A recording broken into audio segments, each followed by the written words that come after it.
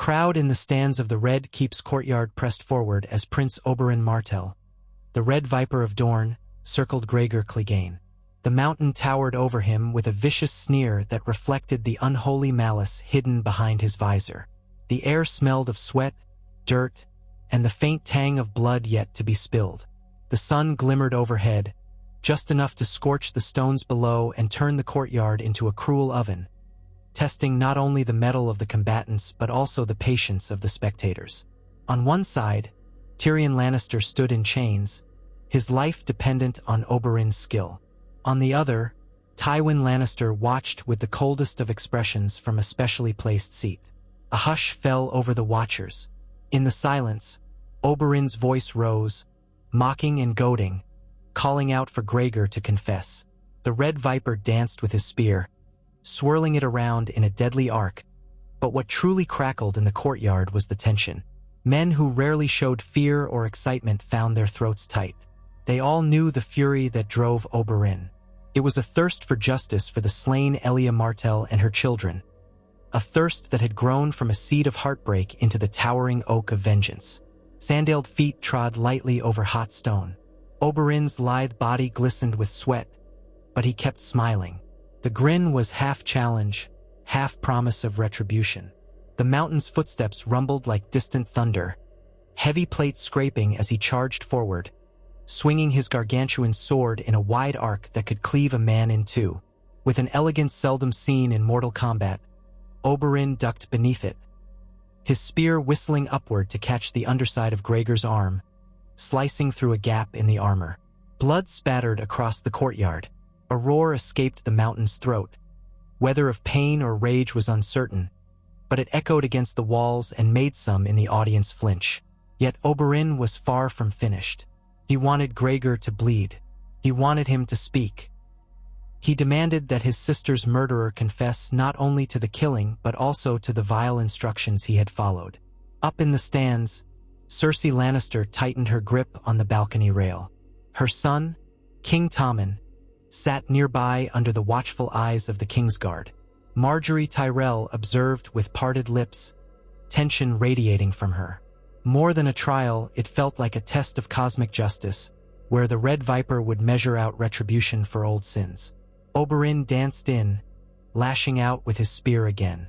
This time he struck lower, hooking the tip under the mountain's knee joint, the steel biting deeply. Gregor staggered but did not fall.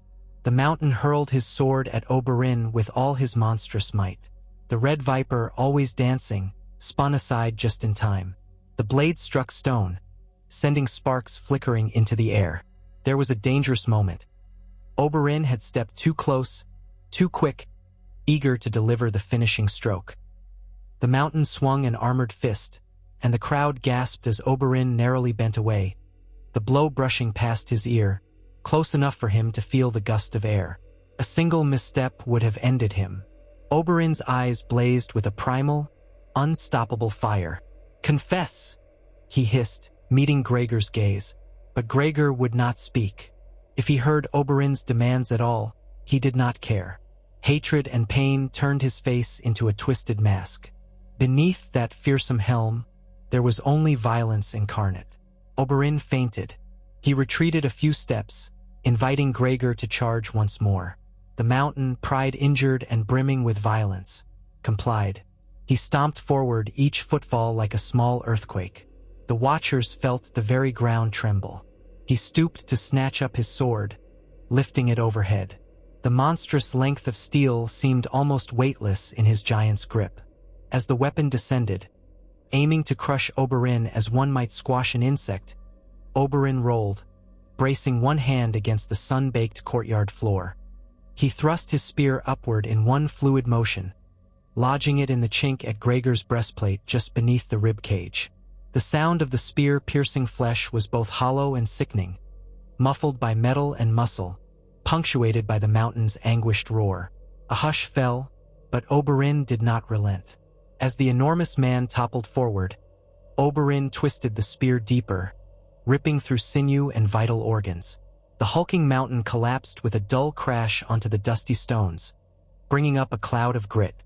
In that instant, eyes across the courtyard widened, Hearts hammered, and the entire crowd exhaled in shock. Prince Oberyn Martell, the Red Viper, had done the impossible. He had slain Gregor Clegane. Gregor lay in a pool of spreading crimson, his fingers gripping futilely at the shaft of the spear, sputtering his last wet breaths. All fell quiet. Oberyn stood, panting, blood trickling from a scrape on his jaw. He tore free his weapon, staggering back, the blade of the spear slick with the mountain's lifeblood.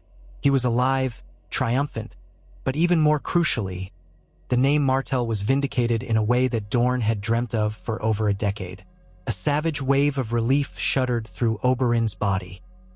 He glanced at Tyrion Lannister, who stared back with wide-eyed astonishment, and then at Tywin Lannister, whose stony mask betrayed not even a flicker. The silence that followed felt poised on a razor's edge. And then, from the crowd, someone cheered. One of the Dornish guards, no doubt. Another cry followed, and another, until the courtyard resonated with thunderous applause.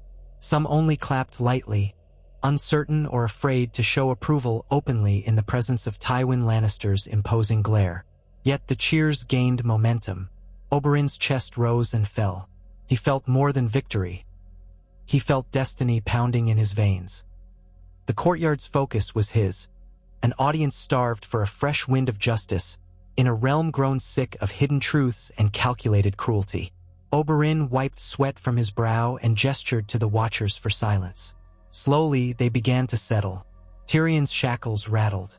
For a moment, all the halfman could do was stare at the body of his champion's fallen foe. He had prepared himself for a dreadful end, anticipating Oberyn's overconfidence might doom them both, but fate had turned in their favor. The hush resumed. All waited for Tywin Lannister's pronouncement. This was, after all, a trial by combat, and Tyrion's fate hinged on the outcome. He was not guilty in the eyes of the gods, at least in the tradition of the Seven. But before Tywin could rise, Oberyn's voice cut the silence. No, Oberyn's word was quiet yet firm, a stone cast into still water. His eyes locked on Tywin. There can be no justice so long as you, Lord Tywin Lannister, remain unpunished for your crimes. A tremor of energy coursed through the spectators. Tywin's face did not so much as flinch, but a flicker of tension crossed it, an acknowledgement that he had not expected to be confronted on this day. The plan was that, if Oberyn somehow prevailed, Tyrion would be declared innocent. But Oberyn's lust for vengeance was not sated by one man's death. The man responsible for unleashing Gregor Clegane upon Elia Martell was seated right there. The silence threatened to suffocate the yard. Some of the knights and lords seemed to shrink in their seats. Jaime Lannister, standing near the dais, put a hand on his sword hilt. Cersei's face was pale and taut. Mace Tyrell shifted uncomfortably, looking between Oberyn and Tywin. The moment trembled on the brink of chaos until Oberyn took 2 steps forward, his boots leaving bloody footprints. His voice rose so all could hear. "You would make me bow again to this farce of a crown, my niece's murderer unpunished, my sister's ravaging unavenged." He lifted his chin, eyes boring into Tywin. "I have killed the mountain. Let all see how the man who commanded him answers for his sins." Tywin stood slowly, his posture unyielding. "You speak treason, Prince Oberyn." The calm, measured menace in his tone was chilling, as though he still held all the cards in his hand. "You have served as judge in this trial. You forget yourself." Oberyn's laugh was harsh and humorless. "Treason, that is your word for it. Call it what you will, but I name you murderer and conspirator. Justice has not been served." For a moment, Oberyn swept his gaze around, seeing the host of silent watchers. The lords, the guards, the highborn ladies, the commoners who had squeezed in behind the colonnades. "You all wonder what comes next?" Oberyn continued, stepping forward with a slight limp. He was not unscathed, though adrenaline still raced hot in his veins. "I'll tell you." He paused, a sudden hint of finality coloring his voice. "I have decided. Dorne will no longer remain under the heel of this throne. I claim the vengeance I am owed and more. By right of blood and the insult done my family, I declare myself king in Dorne, And to those who would stand with me, I promise freedom from Lannister tyranny." A stunned intake of breath swept the courtyard. Tyrion himself gaped. Even some of the Dornish watchers seemed taken aback. Declaration of kingship was not a trifling matter. Yet in the swirl of half a heartbeat, the Red Viper had done just that. He laid claim not merely to justice but to sovereignty, a new piece upon the board in the Game of Thrones. Surprised whispers coursed through the stands. The yard crackled with tension. Jaime Lannister's hand tightened on the pommel of his blade, while Ser Meryn Trant and Ser Boros Blunt of the Kingsguard exchanged glances. They were sworn to protect the king, Tommen. Yet the man who had just won the trial by combat now leveled accusations at the realm's hand. Tywin's gaze flicked to the Goldcloaks, to the Kingsguard, to the assembled audience. He weighed the moment with the cold, calculating logic that had made him the most feared lord in Westeros. "Enough," he intoned. "Seize. Seize me," Oberyn hissed, cutting him off. He jabbed the butt of his spear into the ground. "I have friends in this court, and you have no monster left to do your murdering." His voice rose to be heard by every corner of the courtyard. "I stand here, the victor of the gods' trial, while your champion lies in his own blood. If the Lannisters wish to kill me now, before all these witnesses, then do it. Show the realm how you truly keep your power." He gestured at the city beyond the courtyard walls. "Or let me leave, and watch as Dorne calls its banners for a cause we have long nurtured in the shadows. The cause of avenging Elia Martell and the children murdered by your dogs." Silence. The Goldcloaks hesitated, uncertain whether to rush forward or remain at their posts. The Kingsguard stood poised, but none stepped forward. The Red Viper's eyes gleamed with a deadly confidence. If it came to a fight now, he had the advantage of the crowd's shock. Blood still dripped from his spear. He had proven his skill and cunning. And across the courtyard, a handful of Dornish guards had already formed a protective knot around their prince, their hands on their blades, ready to die to protect him. No one dared to be the first to move. All could sense that the slightest trigger would ignite a massacre. Tywin recognized the political quicksand beneath his feet. Dorne had always been restive. That Oberyn had the ear of many was no secret. Yet an outright declaration of kingship was a far more dangerous turn than even Tywin might have planned for. Slowly, painfully, he lowered his hand, ceasing any command for immediate arrest. "The trial is ended," Tywin said, voice tight. "Tyrion Lannister is innocent in the eyes of gods and men." His unspoken meaning was, "We will deal with Oberyn later, in a more opportune moment." For Tywin, a lost skirmish was simply another piece on the board to rearrange. But Oberyn, chest heaving, gave a grim smile. He knew Tywin well enough to guess the next steps would be retribution, cunning, manipulations. But now Oberyn had forced the game into the open. He had announced himself as a pretender king, a rebel. He had the power of shock at his back. And that was enough to leave King's Landing on his own terms. His eyes flashed once more at Tyrion, a silent message that Oberyn's enmity was not with the imp. Then he turned and beckoned to his retinue. In a swirl of tense silence, the Dornish party began to pull away, forming a circle around their prince. No one raised a hand to stop them.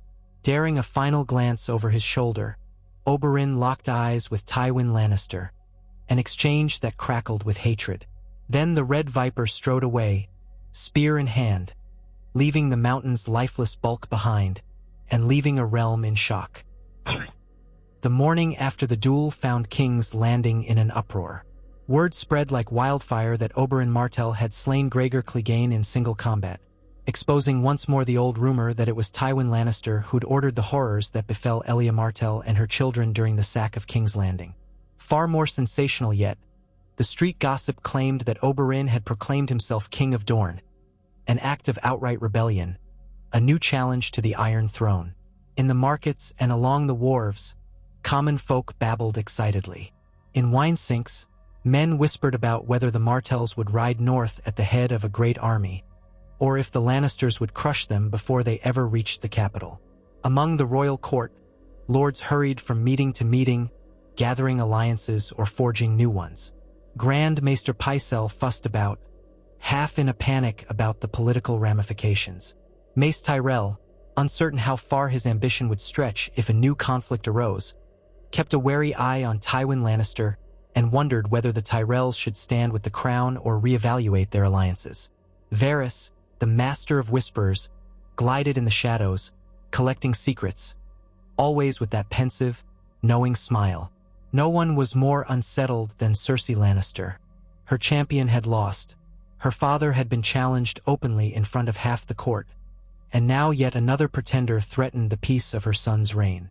Though King Tommen sat the Iron Throne, it was Tywin who truly ruled, and Oberyn's words were a slap in the face to Lannister's supremacy. Cersei prowled the halls like a caged lioness, snapping at any servant who approached, but she could not ignore the hum of fear in her own breast. For all her scorn of the Dornishman, she remembered how he had looked at her, like a viper sizing up its prey. Still, Tywin did not call for immediate war. Instead, he convened the small council behind closed doors. There, he decreed that word would be sent to Prince Doran Martell in Sunspear, demanding that he denounce his brother's actions.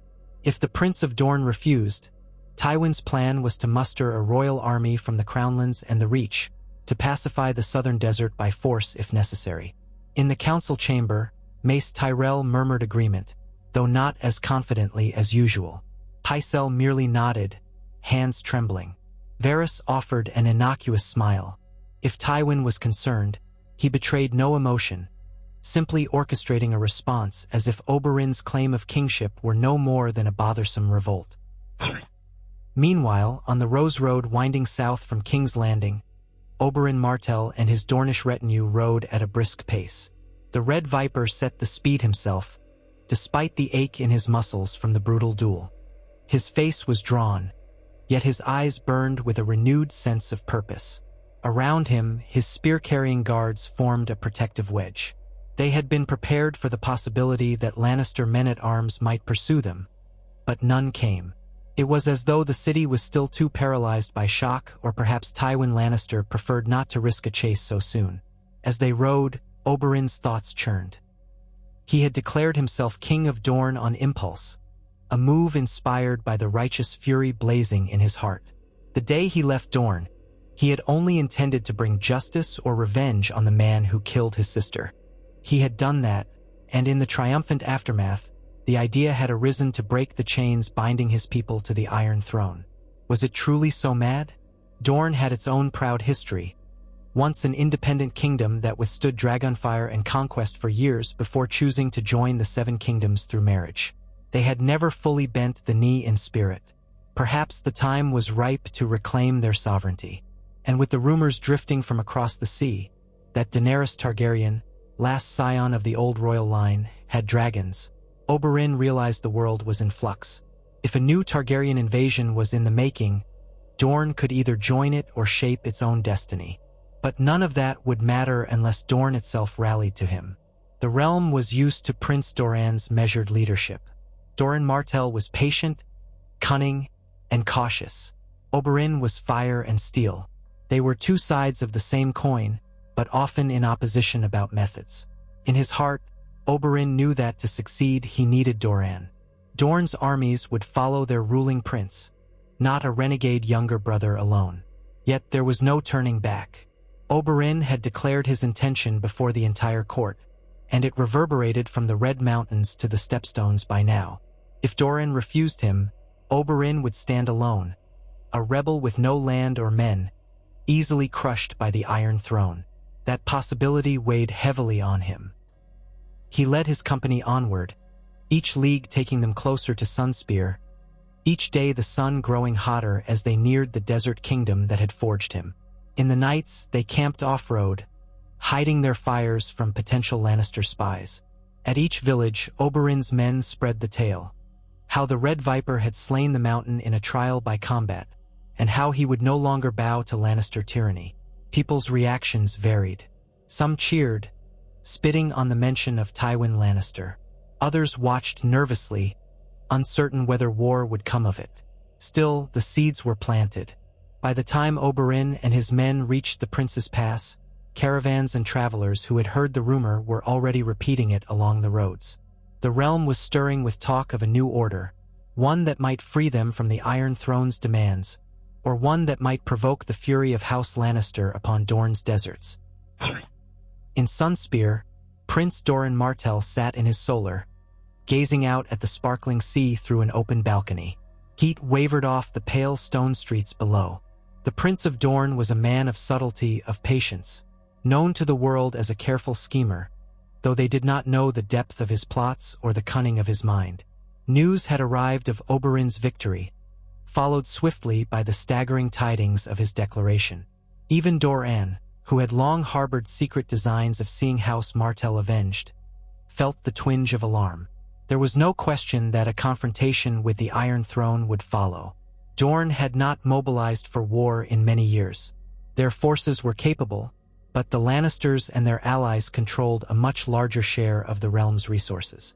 A single misstep could be catastrophic. Yet for all his caution, Doran felt a surge of pride. Oberyn had done what many considered impossible. He had forced Tywin Lannister to yield ground, if only for a moment. He had avenged Elia Martell in front of the entire court, and now, in a single stroke, he threatened to reorder the chessboard of Westeros. Doran drummed his fingers lightly on the arm of his chair. Even if he disavowed his brother, the Lannisters would suspect Dorne of covert support. Even if he supported his brother, he risked countenance. Pen war. For so long, Doran had carefully laid threads, hoping to see House Targaryen restored and to secure a marriage alliance that would bring Dorne back to prominence. Oberyn's sudden declaration might either ruin or accelerate that plan. Which path to choose? The warm breeze from the sea ruffled the silken hangings behind Doran. Alleria Sand, Oberyn's beloved paramour, sat across from the prince. She had arrived some days before, after leaving King's Landing for fear of the trial's outcome. She eyed Doran with concern. "My prince, your brother is likely no more than a day away. He will come to you for aid, for the cause he has taken up. Surely you." Doran sighed, a weary, thoughtful expression marking his features.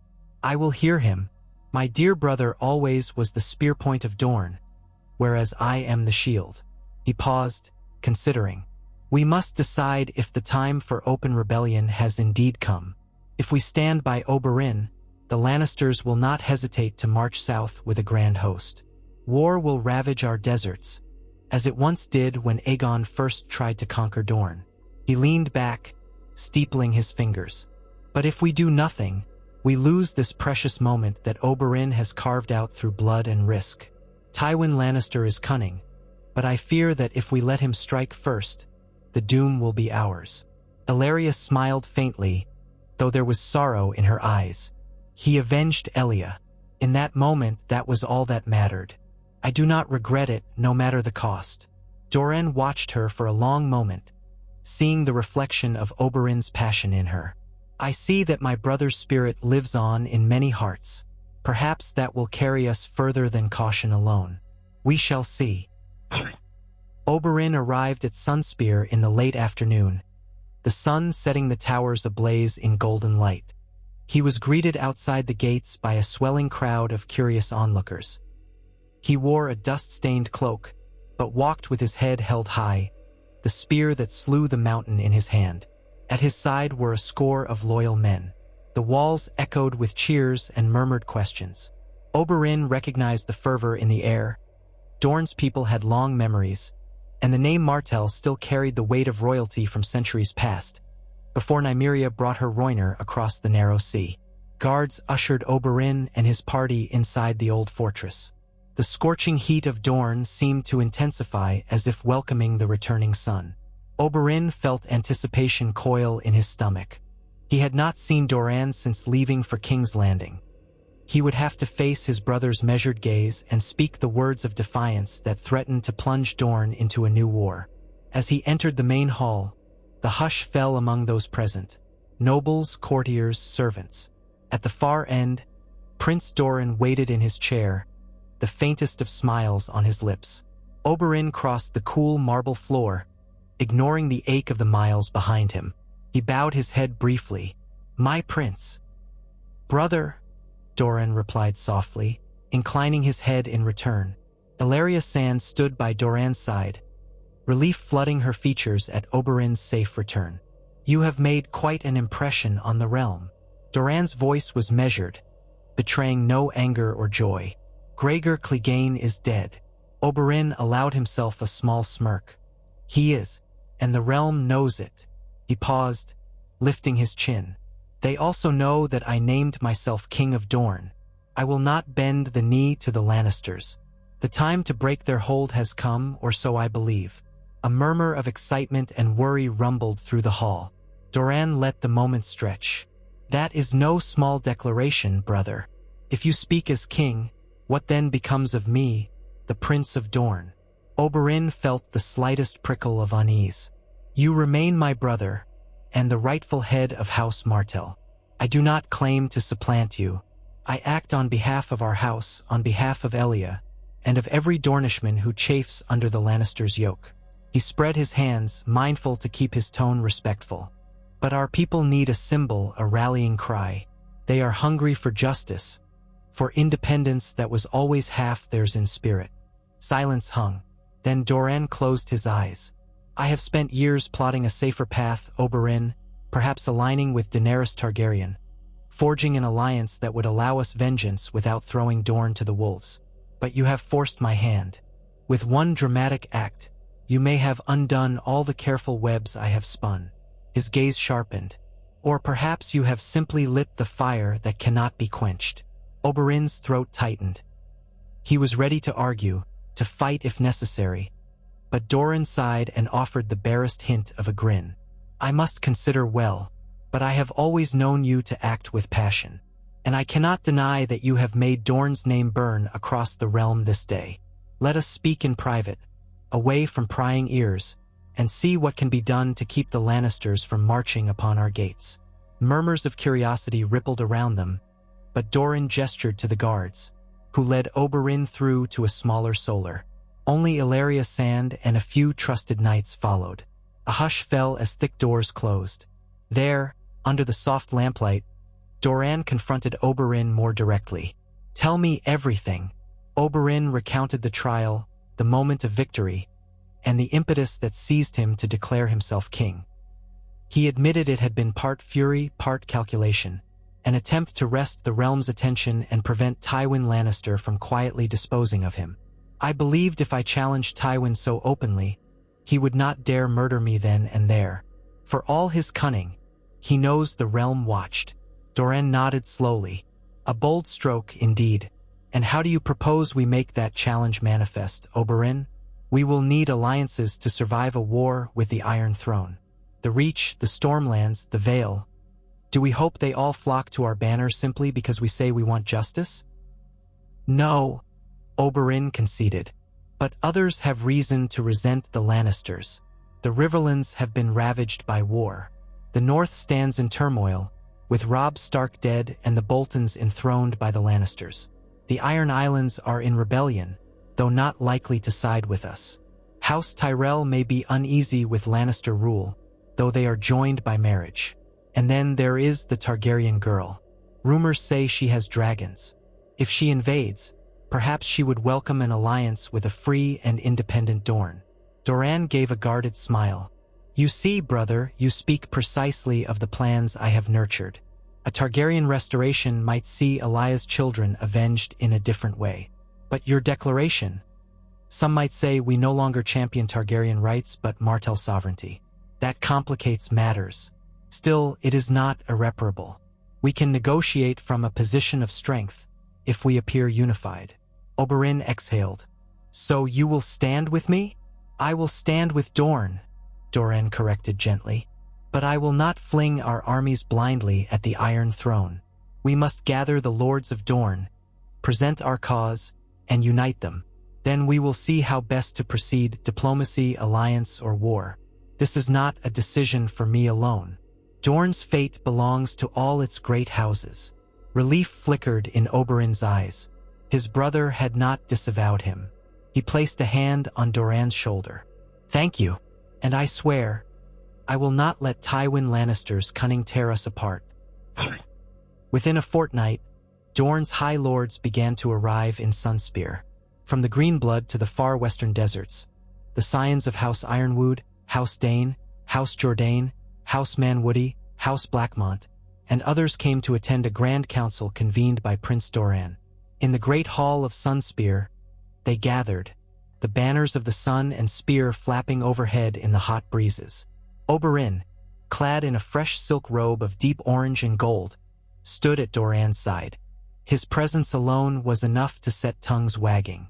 Everyone wanted to see the man who had killed Gregor Clegane and declared himself King of Dorne. When Doran called the hall to order, Oberyn stepped forward to speak. His voice cut through the murmurs. "My lords, my ladies, you know why we are here. I have struck a blow for justice in King's Landing, ending the life of the monster who murdered my sister Elia and her children. But that single death is not all we seek. We seek an end to Lannister dominance. We seek recognition that Dorne is no mere province to be taxed and threatened by the Iron Throne. We remember our old sovereignty, and we remember how it was lost through marriage, not conquest. I have declared myself king, but that crown is meaningless if my countrymen do not share in that vision. Now is our chance to stand as one people, to show the realm that we will not be ruled by fear or the ambition of House Lannister. I ask you all, will you support me? Will you support Dorne's freedom?" A hush settled as the lords exchanged glances. Oberyn sensed both excitement and trepidation. To defy the Iron Throne openly was no small matter, yet many houses nursed old grudges or seethed at the arrogance of the Lannisters. House Ironwood's lord, a tall man with a stern countenance, stepped forward. He studied Oberyn a moment, then said, "You claim the mountain murdered your kin at Lord Tywin's bidding. Well, I and my forebears have had enough of Lannister meddling. If Prince Doran supports this cause, then Ironwood will as well." Lord Dane of Starfall, a slender, sharp-eyed man, spoke next. "We have old ties to House Targaryen, but also a memory of abiding by marriage alliances. If we declare ourselves independent, we must be prepared to fight. Is Dorne prepared to feed an army in open war? The roads from the Reach can bring a host of Lannister and Tyrell knights. The Prince's Pass could become a graveyard for both sides." His concern was pragmatic, but it held no rejection, only caution. Doran nodded in acknowledgement. "We must be wise. Dorne's deserts are our ally. We have withstood armies before. We are not babes in arms, but we must plan carefully. War, if it comes to us, will be long and hard. Yet the alternative is to kneel once more to a man who orchestrated the death of our princess and her children. A man who would see Dorne reduced to a vassal state, useful only when it suits his ends. I ask you, my lords, is that the future we desire?" A murmur of discontent rippled through the gathered lords. Talk of Elia Martell and the cruelty of House Lannister dredged up old anger. House Manwoody's representative rose, face flushed. "We have not forgotten Princess Elia. The day House Lannister accounts for its crimes is long overdue. If Prince Oberyn has opened the path, let us tread it without fear." One by one, the lords voiced their willingness to follow House Martell's leadership, albeit with some conditions regarding protection and strategies. Dorne was not entirely unanimous. Some lords expressed grave doubt, but none voiced outright refusal. The specter of war was daunting, but the fury at the Lannisters ran deep. By the end of the council, Doran Martell and Oberyn Martell found themselves with a cautious but real consensus. Dorne would stand behind them, prepared for open conflict, yet hoping alliances might be forged to prevent total ruin. It was a moment of unity seldom seen since the days of Nymeria and Mors Martell. In a solemn ceremony, the leading lords of Dorne bowed to both Doran and Oberyn, pledging to stand behind House Martell's claim for independence. Across Westeros, ravens flew bearing tidings of Dorne's defiance. In King's Landing, Tywin Lannister read the messages in grim silence. The small council buzzed with alarm. Mace Tyrell bristled with indignation, urging immediate action to stifle this treason. Pycelle wrung his hands, advising caution, though in truth he offered no real strategy. Cersei prowled the corridors, fuming that another challenge had emerged to her family's power. Jaime Lannister argued that they should send an army to crush the Dornish, but Tywin, in his cold wisdom, knew that was easier said than done. Invading Dorne had been the folly of kings in the past, and the desert's heat and guerrilla tactics could bleed even the largest armies. Moreover, the crown had only just emerged from the War of the Five Kings. The realm was weary of conflict. But Tywin's mind was never short of ideas. "We must isolate Dorne," he declared in the council chamber. "Ensure no other region dares support them. We will remind the lords of the Stormlands and the Reach that Dorne's independence threatens their own stability. We will starve them of trade, close the ports. If the Dornish remain on their side of the Red Mountains, they will wither under economic siege. Then, when they grow desperate, we negotiate on our terms." That approach, however, might not suffice if the Dornish invited a Targaryen invasion. Tywin did not openly speak of it, but rumor had it Daenerys Targaryen had sacked Meereen in Slaver's Bay and was building forces. If she allied with Dorne, the entire realm might see the return of dragons. Tywin's eyes narrowed at the thought. "We must also look east," he said curtly to Varys. "Ensure that no ships bearing Targaryen banners reach Dorne. Spread word that any who trade with these rebels and their possible Targaryen confederates will be considered enemies of the throne." Jaime Lannister pursed his lips, arms folded. "And if Dorne musters an army to strike at the Stormlands or the Reach first?" Tywin set his jaw. "Then we respond. But let them make the first move. War is expensive. We will see how long Oberyn Martell can maintain his illusions of kingship." In the high mountain passes leading to Dorne, skirmishes broke out within weeks. Dornish scouts raided merchant caravans that served loyalist houses. The Martells did not formally declare war. Not yet, but tensions soared. The lords of the Reach, especially House Hightower and House Oakhart, placed additional troops on the border, expecting an invasion. Yet none materialized, for Doran Martell was not eager to fight a defensive war on unfavorable ground in the Reach.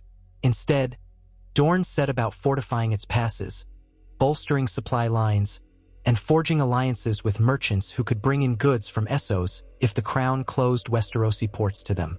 Within Dorne itself, Oberyn Martell found himself besieged by messengers and envoys from neighboring lords, from Braavosi merchants curious about new trade terms, from exiled lords across the sea who saw an opportunity to sow chaos in Westeros.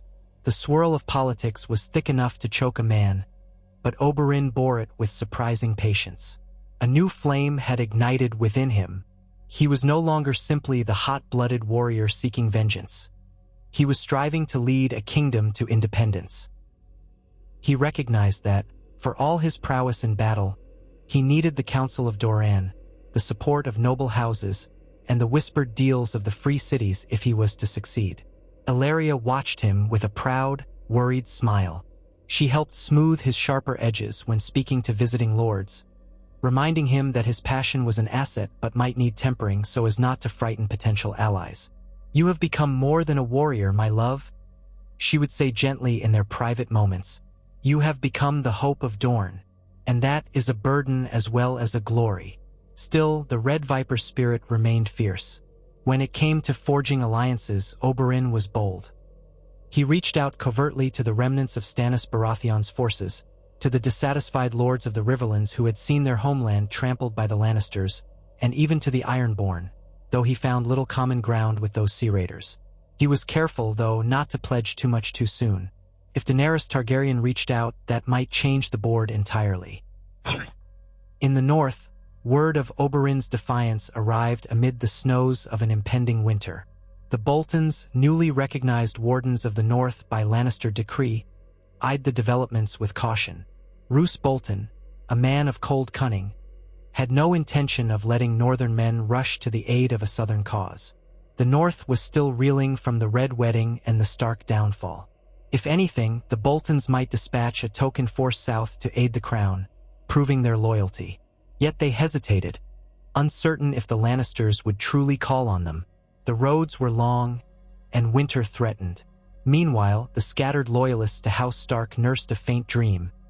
If the realm was in turmoil once more, perhaps the North might find a chance for its own freedom. But as of yet, no open rebellion manifested there. Instead, an uneasy hush settled over the north, watchers on the walls waiting to see which way the winds would blow. In the Vale, Littlefinger, Lord Protector of young Lord Robert Arryn, observed events with a keen, mischievous eye. He had no love for the Lannisters or the Martells. Rather, he saw opportunity in their conflict. If war broke out, the Vale might remain neutral until the winner could be approached for maximum benefit. Littlefinger penned letters to both sides, feigning sympathy or mild support, but ultimately committing to none. He whispered in Sansa Stark's ear, hidden as a lane stone, that the game never truly ends, and one must always be ready to shift alliances like a gambler shifting cards. Across the sea, news traveled slowly, but eventually reached Daenerys Targaryen in Meereen. The exiled queen, still grappling with the complexities of ruling a city of freedmen, listened with interest to stories of Oberyn Martell, who had avenged Elia Martell's murder and declared Dorne independent.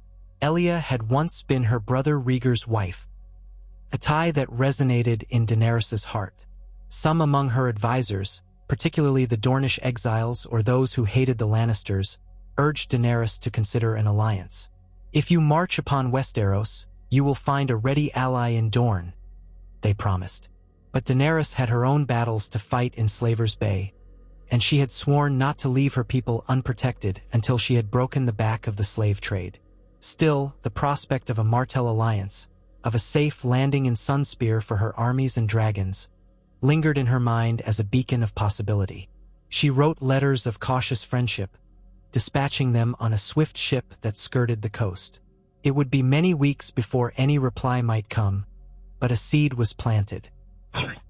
Meanwhile, in the back alleys and wine sinks of King's Landing, the common people murmured about Oberyn's bold move with something approaching admiration.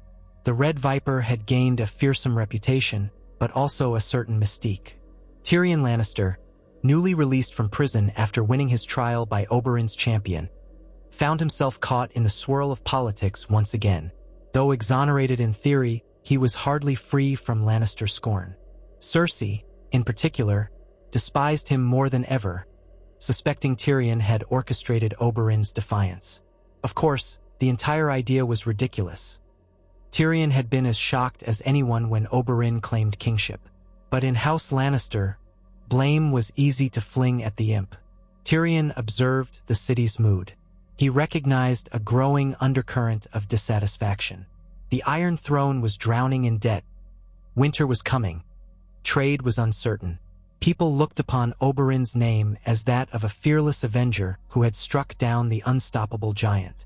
Tyrion, for once, had nothing but wry admiration for the Dornish prince's audacity. Still, the imp knew that Tywin would never allow Dorne to break free without retribution. If war came, it would be prolonged and punishing. Tyrion considered whether to stay in King's Landing or flee. He had no illusions that his father's mercy extended far. A Lannister might always pay his debts, Tyrion mused to himself, but I've rarely seen that coin spent on the likes of me. One evening, Tyrion dined with Varys in a small, discreet room in the Red Keep. The Spider sipped watered wine and gave Tyrion a mysterious look. "Oberyn Martell made a very loud announcement, my lord. One might say he lit a torch in a house full of tinder. If sparks fly, many things could burn." Tyrion raised his cup. "The question is, will it be the Lannisters or the Martells who burn first?" Varys spread his hands in a gesture of mock helplessness. "Possibly both, possibly neither. War is unpredictable, yet Prince Oberyn does not act alone. And Tywin Lannister, for all his skill, may find Dorne a stubborn foe." A pause. Tyrion studied Varys's placid face. "Do you see an end to the madness, my friend? Or is this just a new beginning?" Varys's eyes gleamed. "All one can say for certain is that the realm is not as stable as the Lannisters would have us believe. When old grievances go unanswered, they fester. Perhaps Oberyn Martell's declaration is the beginning of many changes. Westeros is a pot simmering over the fire, and the pot is quite full. The slightest tilt might boil it over." Tyrion snorted softly, feeling the weight of events. "If I had any sense, I would leave before the scalding begins. Yes, Varys agreed with a thin smile. But you and I both know you have other reasons to stay. He tilted his head in an enigmatic way. Perhaps you still hope to outmaneuver your father. Or perhaps you're waiting to see if the Dornish cause might benefit you. One never knows with you, my lord. Tyrion did not reply. Silence settled, thick as the shadows on the walls. As weeks bled into months, the lines of conflict gradually congealed, though open battle had yet to erupt. The crown severed most official trade with Dorne. A few blockade attempts began along the southern coast, though the royal fleet was not as strong as it had once been, and many cunning Dornish captains slipped through or traded with Essos. The Tyrells garrisoned the Boneway and Prince's Pass, anticipating a Dornish attack, but none came. Instead, Oberyn traveled throughout Dorne, rousing the great houses to a fervor. He organized companies of light cavalry, skilled at desert warfare. He reaffirmed Dornish loyalty to House Martell with a personal flair, meeting lords and knights, promising them a better future free of the Iron Throne's demands. In Sunspear's throne room, once only a seat for the Prince of Dorne, Oberyn began to hold court as king. Doran remained the elder statesman, often overshadowed in public ceremonies, yet quietly orchestrating behind the scenes. Many in Dorne whispered that they had two rulers, one crowned in the hearts of the people as the Avenger, and one who guided policy with a steady hand. Oberyn did not wear a golden crown.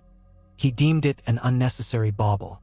Instead, he wore a simple circlet of wrought steel shaped like twisting vipers, hammered out by a skilled blacksmith from Starfall. It was a stark piece, lacking the ornate gems of other royal crowns, but symbolizing the ferocity and iron will behind Dorne's claim. During one such court session, a Braavosi envoy presented himself, decked in purple robes. He bowed low. "Your Grace," he said, addressing Oberyn. "Braavos respects the independence of all free cities and kingdoms, but we hope our trade shall not be hindered by your current difficulties with the Iron Throne. We are here to ensure the Iron Bank's interests remain secure." Oberyn offered a practiced smile. He had grown more accustomed to the niceties of diplomatic speech. "Braavos is welcome here, and as for the Iron Bank, well, the Lannisters owe the bank a great deal of gold, do they not?" He spread his hands. "Perhaps a new arrangement might be in order, if you find yourselves dissatisfied with their reliability." The Braavosi envoy kept his face carefully neutral. "The Iron Bank has many clients, many debts. We always collect what is due." Oberyn's lips curled. "Then let us hope you find it easier to collect from the Lannisters than from us. My treasury is not as deep as King's Landing's, but neither is it built on illusions." He gestured, and the Braavosi was permitted to rise. This was no idle boast. House Martell had always kept its finances relatively balanced. If the Iron Bank decided to shift its favor, a new wave of pressure might fall on the crown. With each passing day, Oberyn discovered how complicated a king's life truly was, resolving disputes among noble houses, ensuring the supply lines were stable, corresponding with covert allies or potential ones. But he also discovered a sense of purpose that transcended personal vengeance. Yes, Elaya's memory still fueled him, but now he saw that the entire realm could be reshaped if Dorne stood tall and unafraid. For a man who had always been a restless spirit, this new responsibility was both a burden and a thrill. At length, Tywin Lannister decided enough was enough. Reports from the Reach told him that the Dornish had begun sending mounted raiding parties across the southern border, harassing small villages. Though it was hardly an all-out invasion, it was a statement that they would not cower. Tywin called Mace Tyrell to King's Landing to discuss a plan of response. There, amid the opulent council chambers, Tywin laid it out plainly. "We will crush the Dornish with a show of force, not a full invasion. Merely a punitive expedition to remind them the crown will not tolerate such insolence." Mace Tyrell bristled with pride. "The Knights of the Reach stand ready, my lord. We can muster 10,000 within a fortnight and march them through the Prince's Pass." Cersei, standing at the table's edge, tapped her finger on a map of Dorne. "But the desert is harsh. Our supply lines might be cut. Shall we not wait until the blockade starves them of trade? Tywin shook his head. Hunger breeds desperation, and desperation might force them to call upon new allies, Targaryen or otherwise. We will strike swiftly, seize some key strongholds near the pass, and force them to negotiate from a position of weakness. Thus the plan took shape. A sizable host of Tyrell banners, supplemented by crown forces, would march toward Dorne. Jaime Lannister would accompany them as a commander, seeking to redeem himself as a military leader. If all went well, they would subdue the rebellious border lords, demonstrate the crown's might, and perhaps bring Oberyn to heel or at least to the negotiating table. The confident lords of the Reach boasted that they would plant King Tommen's banner on the walls of the first Dornish fort they encountered within a moon's turn. In Sunspear, spies reported the mustering of Tyrell forces. Doran Martell convened an urgent war council. They will come in force through the Prince's Pass, he declared, tracing routes on a large map. Perhaps also through the Boneway, though that road is narrower and easily defensible. Their main thrust will likely be the Prince's Pass, aiming to capture any fortress they can hold before the desert heat and our raiders harass them too badly. Oberyn nodded, the gleam of challenge in his eyes. Then we meet them in the mountains. We do not offer open battle unless we have a clear advantage. The desert is our ally. Let the Tyrell knights bake in their armor. Let them chase shadows while our riders strike their foraging parties. The assembled lords murmured agreement. House Ironwood pledged to hold the Boneway with a substantial garrison. House Manwoody and House Jourdain took positions near the pass. House Dane mustered cavalry to harass the flanks. Doran sat quietly, letting Oberyn orchestrate the defense. This was, after all, Oberyn's domain, warfare. Remember, Doran cautioned, we do not have the numbers to fight them head-on, not yet. We rely on cunning and the land itself. Oberyn gave his brother a subtle grin. Cunning and the land. That I can manage. The Tyrell host will wish it had never stepped foot in Dorne. Soon enough, the first wave of war arrived.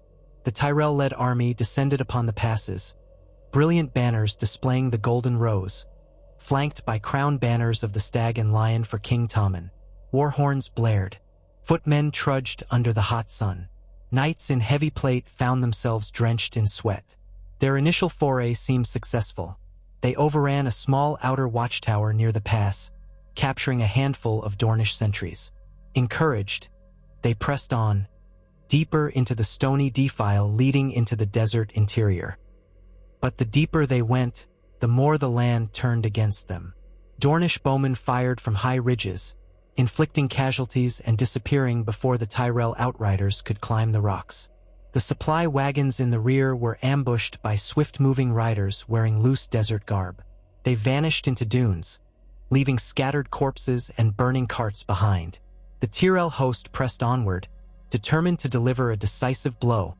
But each day their progress was slow, shadowed by a relentless sun. Water became precious. Wells they might have used were found fouled or destroyed by the retreating Dornish. At length, Jaime Lannister, riding with Lord Tyrell at the column's head, surveyed the harsh route ahead. Even the vegetation looked hostile. Scraggly brush, cacti, land filled with scorpions. He gazed at the map, cursing. If we continue this way, we'll lose half our men to thirst and raids before we even see a proper Dornish host. We need to draw them into open battle. They must have a fortress or city nearby that we can threaten, forcing them to come defend it. Lord Tyrell wiped sweat from his brow. Sunspear is still far away. The nearest major holdfast is Skyreach, seat of House Fowler. If we march on Skyreach, the Dornish might have to face us. But it's a tough ascent. It might be our best chance, Jaime mused, spurring his horse forward. We cannot remain in these passes indefinitely. But Oberyn, anticipating such a move, had already stationed forces to hamper them. As the Tyrell Lannister column moved toward Skyreach, they encountered repeated ambushes. Arrows rained from hidden positions in the rocks. At night, Dornish scouts raided the camp, slitting throats of sentries, setting tents on fire. Ser Loras Tyrell, the famed Knight of Flowers, rode out in frustration with a band of heavy cavalry, trying to chase down the elusive raiders, but found nothing but dust and scorching sun. Morale plummeted. Men began to curse the day they followed the lion and the rose banners into the Dornish wastes. Then, on a stifling afternoon, Oberyn Martell delivered a stinging blow. Leading a company of light horse archers and spearmen, he swept down on the Tyrell rearguard, capturing several supply wagons and scattering a group of foot soldiers. Bannerless in the swirl of dust, Oberyn led from the front, his spear flashing as it unseated knights. The Tyrell outriders fought back fiercely, but Oberyn's men vanished into rocky passes as quickly as they came, leaving behind confusion and corpses. Word spread that the Red Viper himself was among the raiders, and it demoralized the invading host further. Gregor Clegane's slayer, unstoppable, uncatchable. Among the defenders of Dorne, Oberyn's name now carried a new reverence. He was not just a warrior. He was the living symbol of Dornish pride and cunning, the man who had declared them free of the Lannisters' chains. The land itself seemed to conspire in his favor. Drought, scorching winds, the labyrinth of canyons. In truth, it was Doran's meticulous planning and the Lord's coordination that made each ambush possible, but Oberyn's personal valor sealed the legend. Songs began to spread throughout the desert camps, praising the new king of Dorne who danced with death upon the burning sands. Finally, battered by weeks of attrition, the Tyrell host pulled back. Lord Tyrell and Jaime Lannister agreed to hold the watchtower and a small border fort as a forward position, but the main army was in no state to press further. They retreated to better watered lands, leaving behind a trail of dead men and a stench of frustration. Their proud expedition had proven the old saying, unbowed, unbent, unbroken. The words of House Martell were not simply words.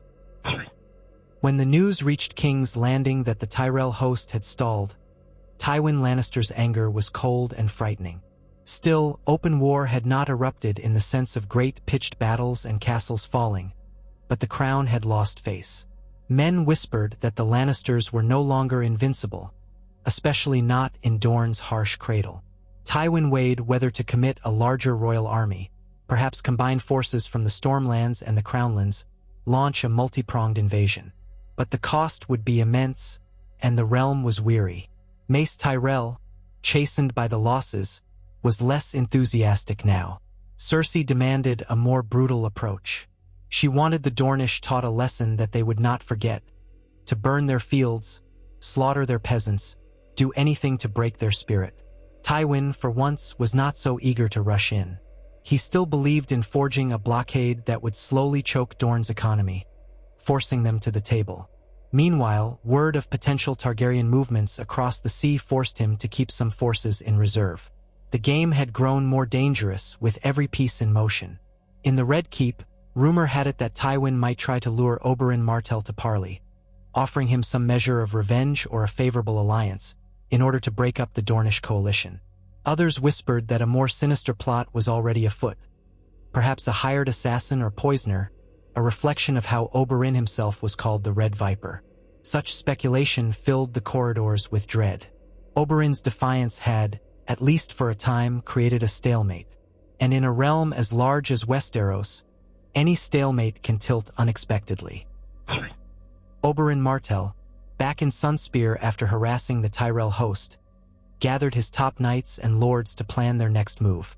He did not intend to simply wait for the Lannisters to starve them out or try another invasion. He wanted to strike at the crown's power base, spread the conflict in a way that would force Tywin to negotiate or face losing his grip elsewhere. If we can rally some of the discontented lords in the Stormlands or the Reach, we might force a second front. The Stormlands, in particular, have many who followed Stannis. The Marcher lords along Dorne's border might side with us if we promise them better trade terms. Or perhaps we can encourage uprisings in the Riverlands, where the small folk have suffered under the frays. If we spread their forces thin, Tywin will have to treat with us. Doran nodded, thinking, a dangerous gamble, but we have already committed to defiance. The only question is whether we can indeed muster support beyond our borders. Tyrion Lannister might be an ally in secret, but I doubt he has the power to shift the crown's policy. The Tyrells are locked into Tommen's monarchy through Marjorie's marriage. The Stormlands, there might be a chance among certain lords. We can send envoys, but it must be done discreetly. We cannot appear too desperate. And so began a shadow war of letters, bribes, and negotiations. Spies carried messages between Sunspear and certain Stormland lords rumored to hate the Lannisters. Gold changed hands. Promises were made. Some lords remained loyal to Tommen.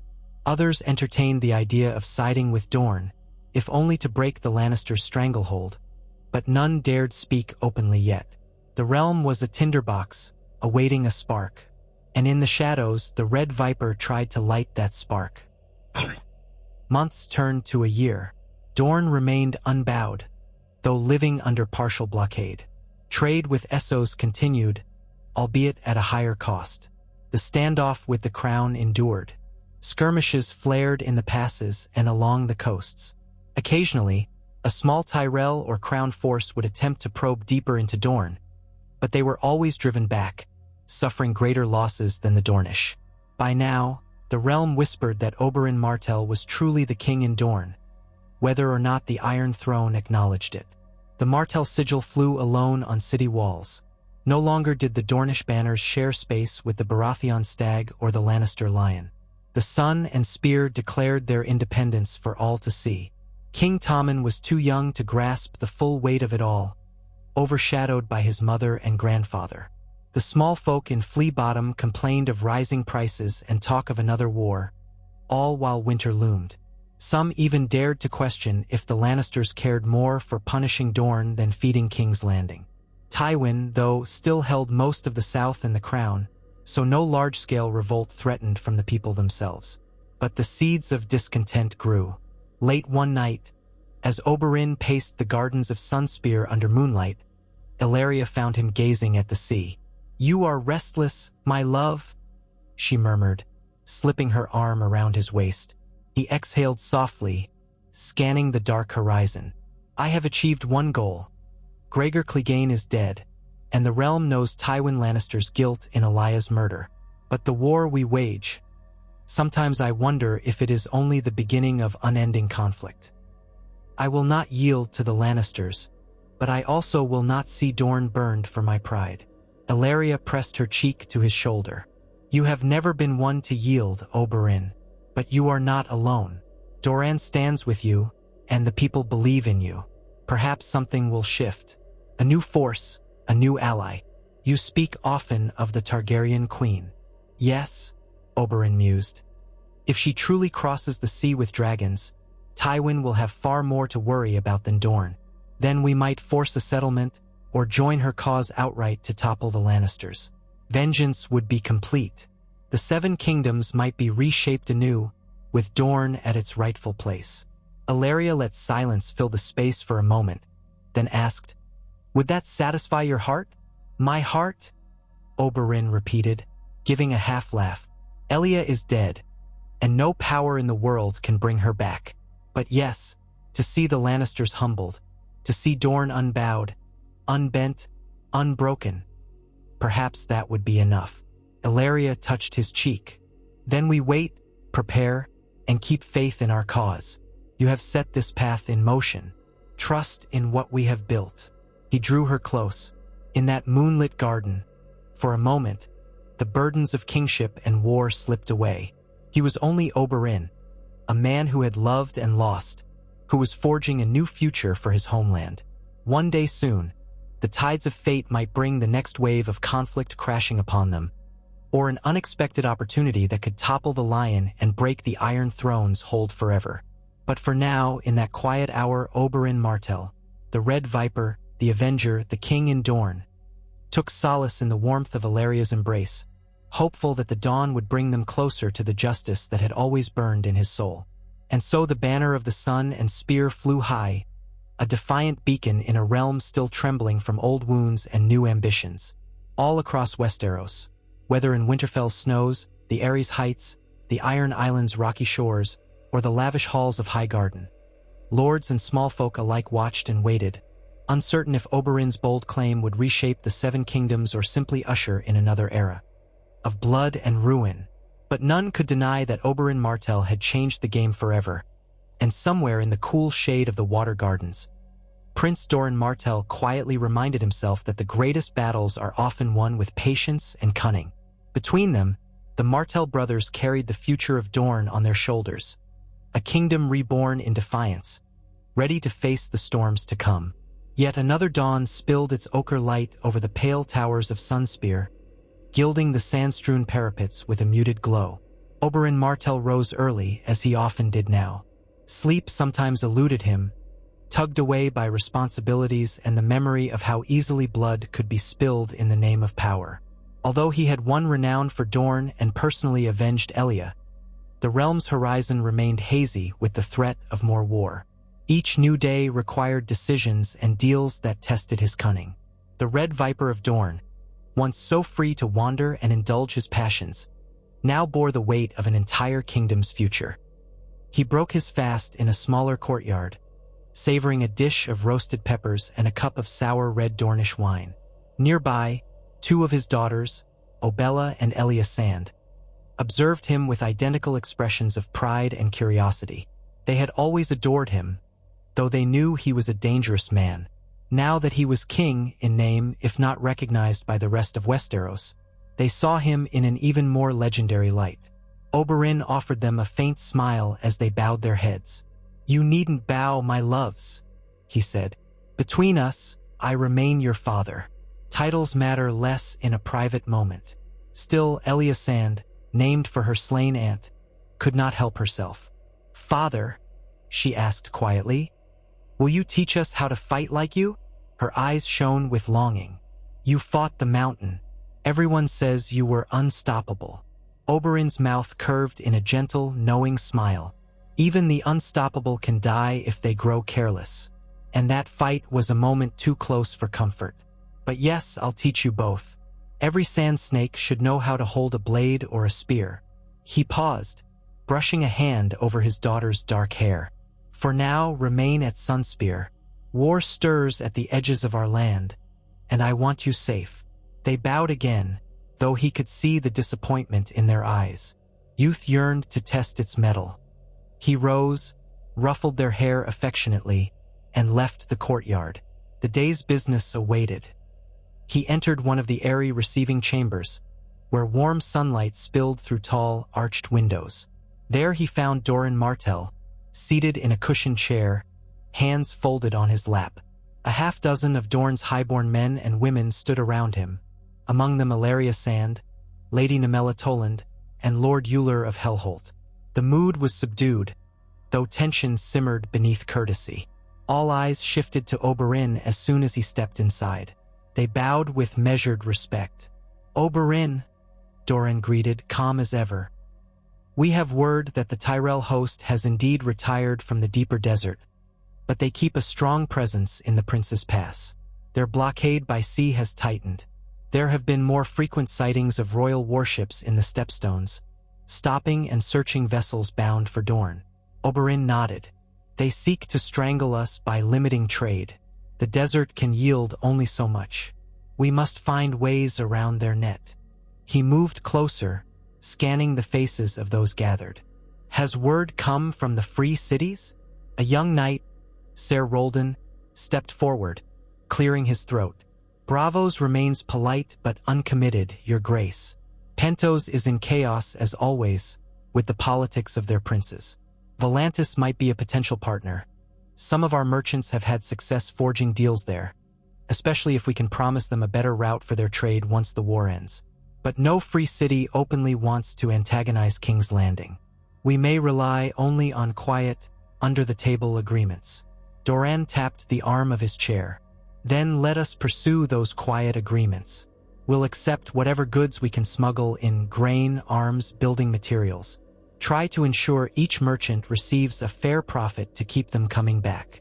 Ilaria touched Oberyn's arm. "I heard talk of Stormland lords, one still chafing at the Lannisters' hold on the throne. Any success there?" "A few nibbles," Oberyn said grimly. "I have not yet seen a promise of actual arms or open revolt. They are cautious. They recall how Stannis was brought low, and they fear a second fiasco if they defy the crown. Still, we keep the lines of communication open. A single good spark can set a tinderbox ablaze. Doran exhaled quietly. We must be that spark, or at least ready to fuel it. If the realm at large sees that the Tyrells cannot break us, that Tywin's attempts fail, we might encourage others to question Lannister rule. They hashed out more details, from supply routes to the distribution of local harvests, ensuring that the troops in the passes were fed. Oberyn, though not a man who once relished administration, had learned that these small details could be as important as wielding a spear in battle. Slowly, methodically, Dorne adapted to a life under partial blockade, drawing on hidden reserves of resilience passed down from generations who had defied conquest before.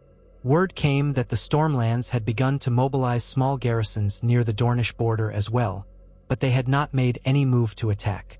So the uneasy stalemate continued, sometimes punctuated by skirmishes along dusty roads, or by the occasional sinking of a Dornish merchant ship off the coast. Neither side committed to an all-out war, yet peace was far off. As the meeting concluded, Oberyn and Doran stayed behind, dismissing the others politely so they could talk in private. The thick walls of the chamber muffled the distant bustle of Sunspear's corridors. Doran leaned back, rubbing his stiff joints as he often did. Oberyn paced, hands clasped behind his back. "It is not enough to hold in the desert," Oberyn said softly. "Eventually, Tywin will amass enough of a fleet or enough men to try again. We must take the fight elsewhere, Doran. Relying on the dryness and the rocks can only stave off a full invasion for so long." Doran studied him through half-lidded eyes.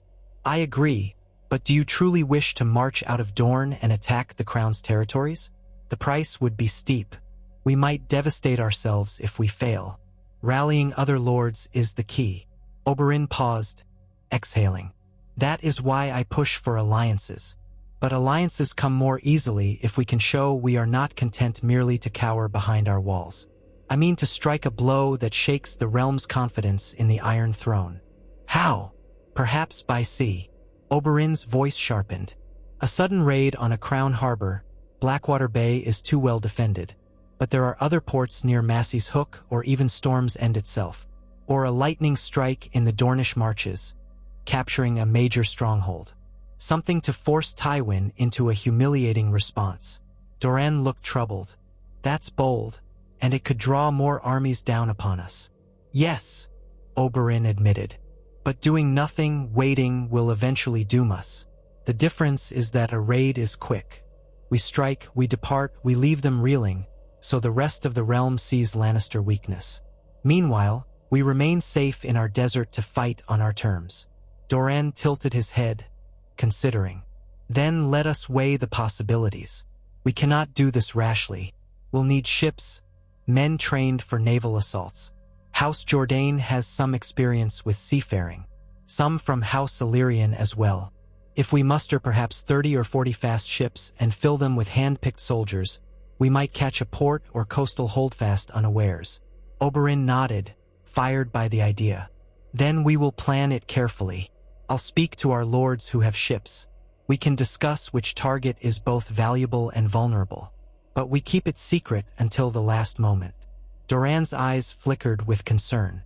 Secrecy is not so easy with Varys' spies, nor the Lannisters' gold-fueling informants. "Then we must rely on the loyalty of our captains," Oberyn said.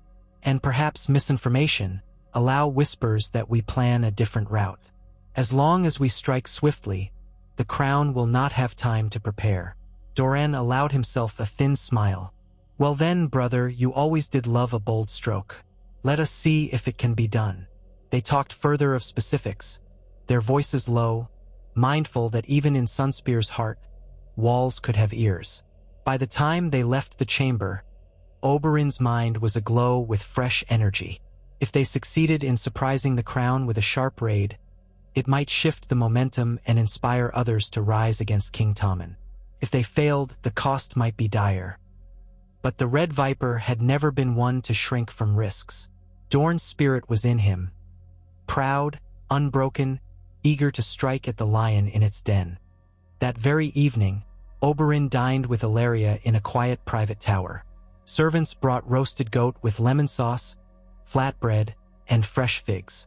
The sweet scents mingled with the warm night air. Ilaria poured wine for both of them. She watched him with a keen gaze, reading the tension in his posture. "You're restless," she observed, echoing what she had said many times. "Something new has stirred in you." He gave her a small, wry grin. "I spent the day convincing Doran to let me plan a strike beyond our borders. My spear thirsts for more than skirmishes in dusty passes." "Does it ever rest?" she asked, voice soft. "You wear the crown of Dorne's hope. You must be mindful that your life is no longer yours alone." He reached across the table and took her hand. "I know," he said quietly, gaze steady. "But to do nothing is to yield the initiative to Tywin. That is more dangerous in the long run. I would rather die with a spear in my hand than let Dorne be starved into submission." Ilaria nodded, her dark eyes shining with emotion. "I only wish to see you return to me, no matter what you attempt. You have changed our world, Oberyn. Do not let it devour you." He lifted her hand to his lips. "I won't, not without a fight." The next few weeks passed in a swirl of surreptitious activity. Trusted captains of House Jourdain, House Illyrian, and a few other families quietly gathered ships along Dorne's southern coast near the Broken Arm, an area less patrolled by the Crown's navy than the eastern stretch of shore. To misdirect possible spies, the Dornish spread rumors that the ships were being gathered to transport supplies from the free cities or to guard against Ironborn raids. Meanwhile, small companies of skilled fighters, chosen for their discipline and willingness to undertake a daring mission, began to move toward the coast in small groups. Oberyn was not one to rely solely on others. He prepared to lead the expedition personally. Though Doran worried about the risk, he did not forbid his brother. "If you are captured or slain, we lose more than you can imagine," Doran warned him in private. "We lose the symbol that has kept our lords united. War is not only about armies, it is about the hearts of men, and yours stirs them. If you lead this raid, you must succeed or return alive no matter what." Oberyn clasped his brother's hand. "I will not die easily, brother. Dorne's wrath guides my spear." They chose their target carefully, a coastal fortress called Southcross, situated in the Stormlands near the Sea of Dorne. Southcross was not as grand as Storm's End, nor as heavily fortified, but it was strategically important. Its lord, a cousin of House Durrandon's old line, had sworn fealty to the Baratheons, then to King Tommen after Stannis' defeat. The fortress oversaw a modest port where merchant vessels sometimes docked. More importantly, it was rumored to store valuable provisions for the royal fleet's blockading efforts. If Oberyn could seize Southcross by surprise, he might capture supplies, cause havoc in the Stormlands, and withdraw before the Crown could muster a strong response. The plan would also signal to every Stormland lord that Dorne could strike at them anywhere along the coast. On the appointed night, the Dornish ships sailed from a secluded harbor under a moonless sky. The waters were calm, the wind a gentle breeze out of the south. Quietly, they slipped along the coast, hugging the shoreline to avoid open detection. Oberyn stood on the deck of the lead galley, wearing black and red leathers instead of his usual flamboyant garb. A thick black cloak covered him, and he had painted the metal of his spear's head to reduce any telltale gleam. Around him stood 100 Dornish spearmen and archers, each man selected for bravery and cunning. The rest of the flotilla carried another 300 men, enough to overwhelm a modest garrison if surprise was on their side. They reached the Stormlands coast just before dawn, hidden by the last vestiges of night. A faint haze of mist hung over the sea. Careful not to rouse suspicion, the ships dropped anchor behind a rocky outcrop. Rowboats were quietly lowered. The men, gripping weapons and rope, rowed toward a narrow strip of beach that curved away from the fortress walls. Overhead, the sky began to lighten to a pale blue-gray, the color of steel. Every splash of the oars sounded thunderous in their ears, though in truth it was nearly silent among the rolling waves. Upon reaching shore, Oberyn ordered the men to drag the small boats under some scrub brush and behind boulders. The fortress, Southcross, stood on a rocky rise half a mile inland. In the first glimmer of morning, Oberyn could make out walls of pale stone and a squat keep.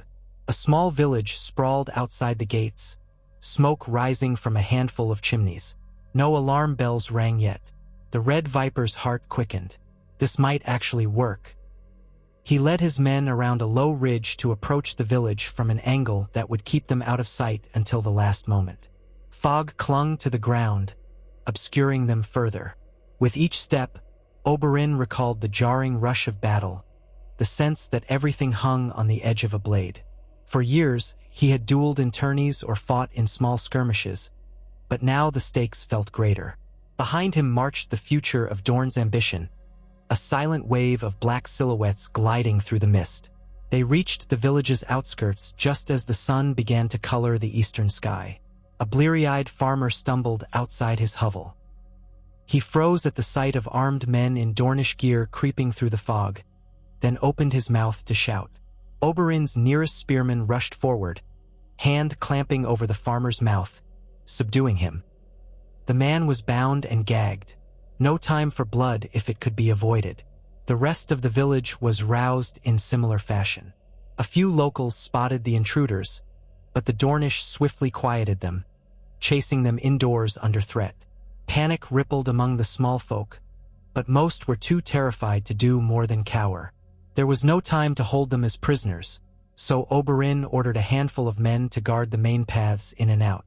The real prize was the fortress, a short distance past the village. As the fog began to lift, they could see the gates. 2 watchtowers flanked the walls. The standard of House Swan's lesser branch fluttered from a turret, an odd confluence of lesser Stormland banners.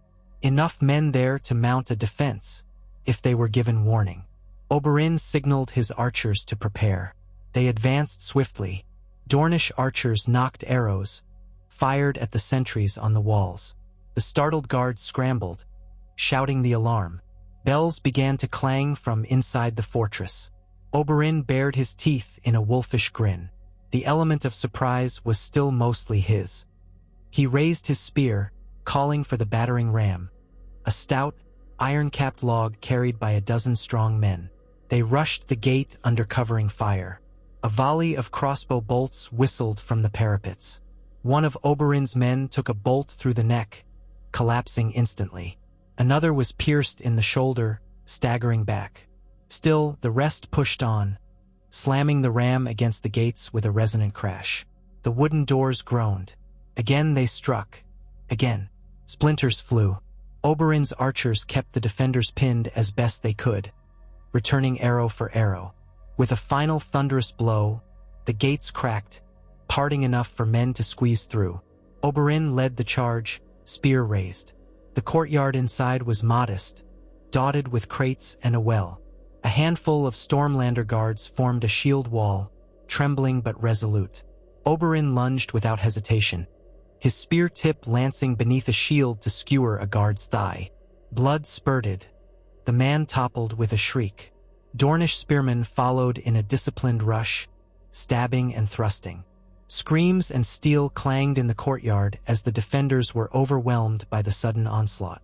From the keep's doorway, more guards emerged, but they were disorganized, hurriedly buckling on bits of armor. Oberyn's archers, now perched on crates or behind overturned wagons, shot them down at close range. The yard became a melee of swirling dust, blood, and panicked shouts. Above, the pale stone walls shuddered with the echo of war, the morning sun gleaming off spattered red. Oberyn pressed forward, beckoning a squad to follow him into the keep itself. The interior halls were cramped, the ceiling low. A Stormland knight charged him, sword slashing. Oberyn pivoted, deflecting the strike with his spear's haft, then whipped the butt end around into the knight's ribs, sending him crashing into a wall. 2 more came at him from either side, and Oberyn ducked the first blow, stabbing upward into the second man's abdomen. The smell of blood filled the corridor. Behind Oberyn, Dornish spearmen lunged, finishing off the knight who had crashed into the wall. Shouts of Dorne and Martell filled the air. At last, they reached the keep's main hall. Lords and ladies in bedclothes cowered there, apparently the extended kin of the household. Oberyn's men rushed in, disarming any who tried to lift a sword. A stout man in partial armor, likely the lord of the castle, stood with trembling blade. He bellowed, "Who dares?" Then he recognized Oberyn's hawkish features beneath the battered helmet, the deadly spear in his hand. The man paled. "The Red Viper." Oberyn allowed himself a savage little smile. "Well met, my lord. You will yield Southcross to Dorne." A hush.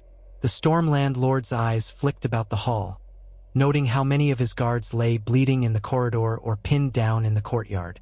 He had only a handful left, and half were unarmored. The household civilians, including his wife and children, trembled beside him. With a shaky exhale, he dropped his sword. "We yield," he said, voice quavering. "We yield."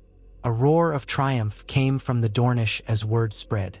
The fortress had fallen in less than an hour. Oberyn turned, ordering that the keep's occupants be secured but not harmed unnecessarily. He had no interest in slaughtering unarmed folk. He was here to seize the fortress, not to bathe it in blood. The Dornish quickly raised the sun and spear sigil over the ramparts, replacing House Swan's lesser banner, so any watchers from afar would see that Southcross had changed hands. Then the searching began. Stores of grain, barrels of salt fish, casks of mead, crates of weapons, spears, crossbows, even some short swords. These Oberyn meant to load onto the ships. Anything they could not carry, they might destroy if it served a strategic purpose.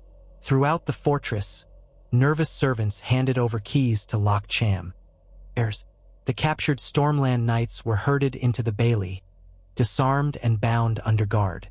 While the spoils were gathered, Oberyn supervised the defenses, aware that the local garrison or any patrol from Storm's End might arrive soon. Already, he sent scouts to the roads leading north. But the fortress's new banner was sure to attract attention, which meant they had little time. The plan was never to hold Southcross indefinitely, only to show that Dorne could strike at will, seize supplies, and depart. The message would be clear. The Red Viper was not content to hide behind dunes. Within a few hours, loaded wagons creaked out of the fortress gates, laden with as much as the Dornish could carry. They guided the wagons around the village, heading back to the beach where the rowboats waited. As for the fortress itself, Oberyn ordered the destruction of its gates and some key structures, an intimidation tactic. Oil was splashed across the courtyard, set aflame. Thick smoke curled into the sky. The Stormland prisoners watched in horror, powerless. They had expected pillage and murder, but the Dornish were systematic, taking war spoils and crippling the stronghold's ability to serve as a base against them. Once the fortress was well ablaze, Oberyn permitted the prisoners to go free on foot without arms. "Tell your overlords what happened here," he said, voice echoing off blackened walls. "Tell them Dorne has no fear." Some of his men wanted to slay the captives, or at least hold them for ransom. Oberyn refused. "More gold is always welcome," he admitted, "but letting them spread word of our deed might prove more valuable than coin. Fear is a currency all its own." By mid-afternoon, the Dornish had begun their withdrawal. The wagons, along with men carrying sacks of grain and crates of weapons, reached the shallows. Once more, they loaded the rowboats, transferring their spoils to the galleys anchored offshore. Smoke rose behind them in a pillar, drifting across the bay like a dark omen. Villagers peered from shuttered windows, stunned by how swiftly the sun and spear had come and gone. Oberyn was among the last to board. He stood at the surf's edge, boots sinking into wet sand. Taking in the sight of the burning fortress, he felt a rush of grim satisfaction. The crown would not be able to dismiss Dorne as a mere annoyance after this. He had struck deep in the Stormlands. The realm would talk of the raid on Southcross for months, maybe years. Let Tywin Lannister grit his teeth in frustration. Let him scramble to explain how the proud lords of the Stormlands had allowed a Dornish warband to seize a fortress practically under their noses. Finally, Oberyn climbed into the rowboat, spear in hand. His men rowed them back to the ships. As the galleys weighed anchor and turned south, Oberyn gazed at the receding coastline. Smoke billowed higher, Soon, horns sounded inland, faint but clear. Maybe a relief force was on its way, too late by half a day. The sea breeze ruffled Oberyn's dark hair. Victory sang in his veins. Yet a part of him knew that each victory merely raised the stakes. The Lannisters and their allies would be enraged. War would grow bloodier. Still, no great change ever came without cost, and Dorne had accepted the cost the moment it crowned him king. Within a fortnight, reports of Southcross's fall and partial destruction reached King's Landing. The small council seethed with shock and fury. Tywin Lannister's face was a carved mask of cold fury as he listened to the official account. How a Dornish flotilla had attacked at dawn, how the fortress surrendered quickly, how the raiders burned or carried off all they could. Word had reached Storm's End and other holdings only after the Dornish were well at sea. The few Stormland knights who survived the initial clash returned in shame, telling stories of the Red Viper himself leading the charge. Mace Tyrell, present in the council, reddened with anger. Now they strike us in our own lands? This is intolerable. We must answer in kind. Jaime Lannister, leaning against a wall, arms folded, remarked, "They made a mockery of that fortress. They'll do it again if we give them the chance." Across the table, Grand Maester Pycelle quivered. But how did they slip past the Navy's blockade? They must have found a gap, or the blockade wasn't as tight as we thought, said Randall Tarley, a stern Tyrell bannerman who had joined the council for the moment. Or the ships assigned to that area were bribed or incompetent. We must expand our patrols. Tywin listened to the heated exchange, then lifted a hand for silence. "The Martells have grown bold," he said softly, each word sharp. "Perhaps I underestimated how far Oberyn would go. A mere blockade is no longer sufficient. We must choke them from land and sea." His cool gaze flicked toward Mace Tyrell. "Gather your knights again. We will plan a coordinated invasion of the Dornish marches, and this time no half measures. We seize fortresses inside the Dornish border, fortify them, and use them as staging grounds." Mace hesitated, recalling the humiliating stalemate from before. "The desert, Lord Tywin. Our men suffer. We've tried." Tywin's jaw tightened. "Then we adapt. Send for more engineers. Build supply depots in well-defended forts. Bring water caravans. Pay local guides if need be or bribe them. We will not let Oberyn raid us with impunity." Cersei, standing behind the council table, tapped her fingers on the polished wood. "And if we simply burn their lands in reprisal? Show them what it means to provoke the Iron Throne?" Tywin shook his head. "That invites them to do the same in the Stormlands or the Reach. I want results, not scorched rubble. We must press them until they understand that wearing a false crown will only bring them ruin." He paused. "It may also be time to consider alternative measures. A man cannot raid our coasts if he is dead."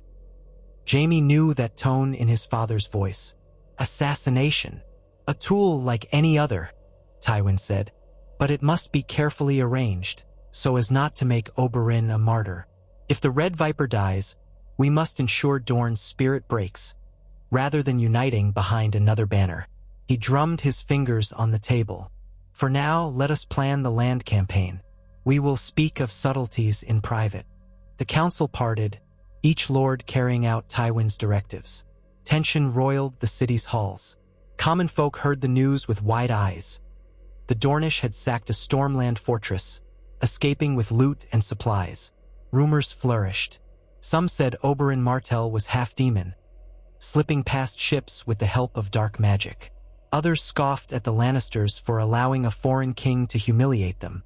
King Tommen, still so young, tried to remain brave in his official appearances, while Cersei seethed in frustration. She had expected the Dornish to be crushed by now. Instead, they grew bolder each season. Tyrion Lannister, for his part, was not especially surprised by Oberyn's raid.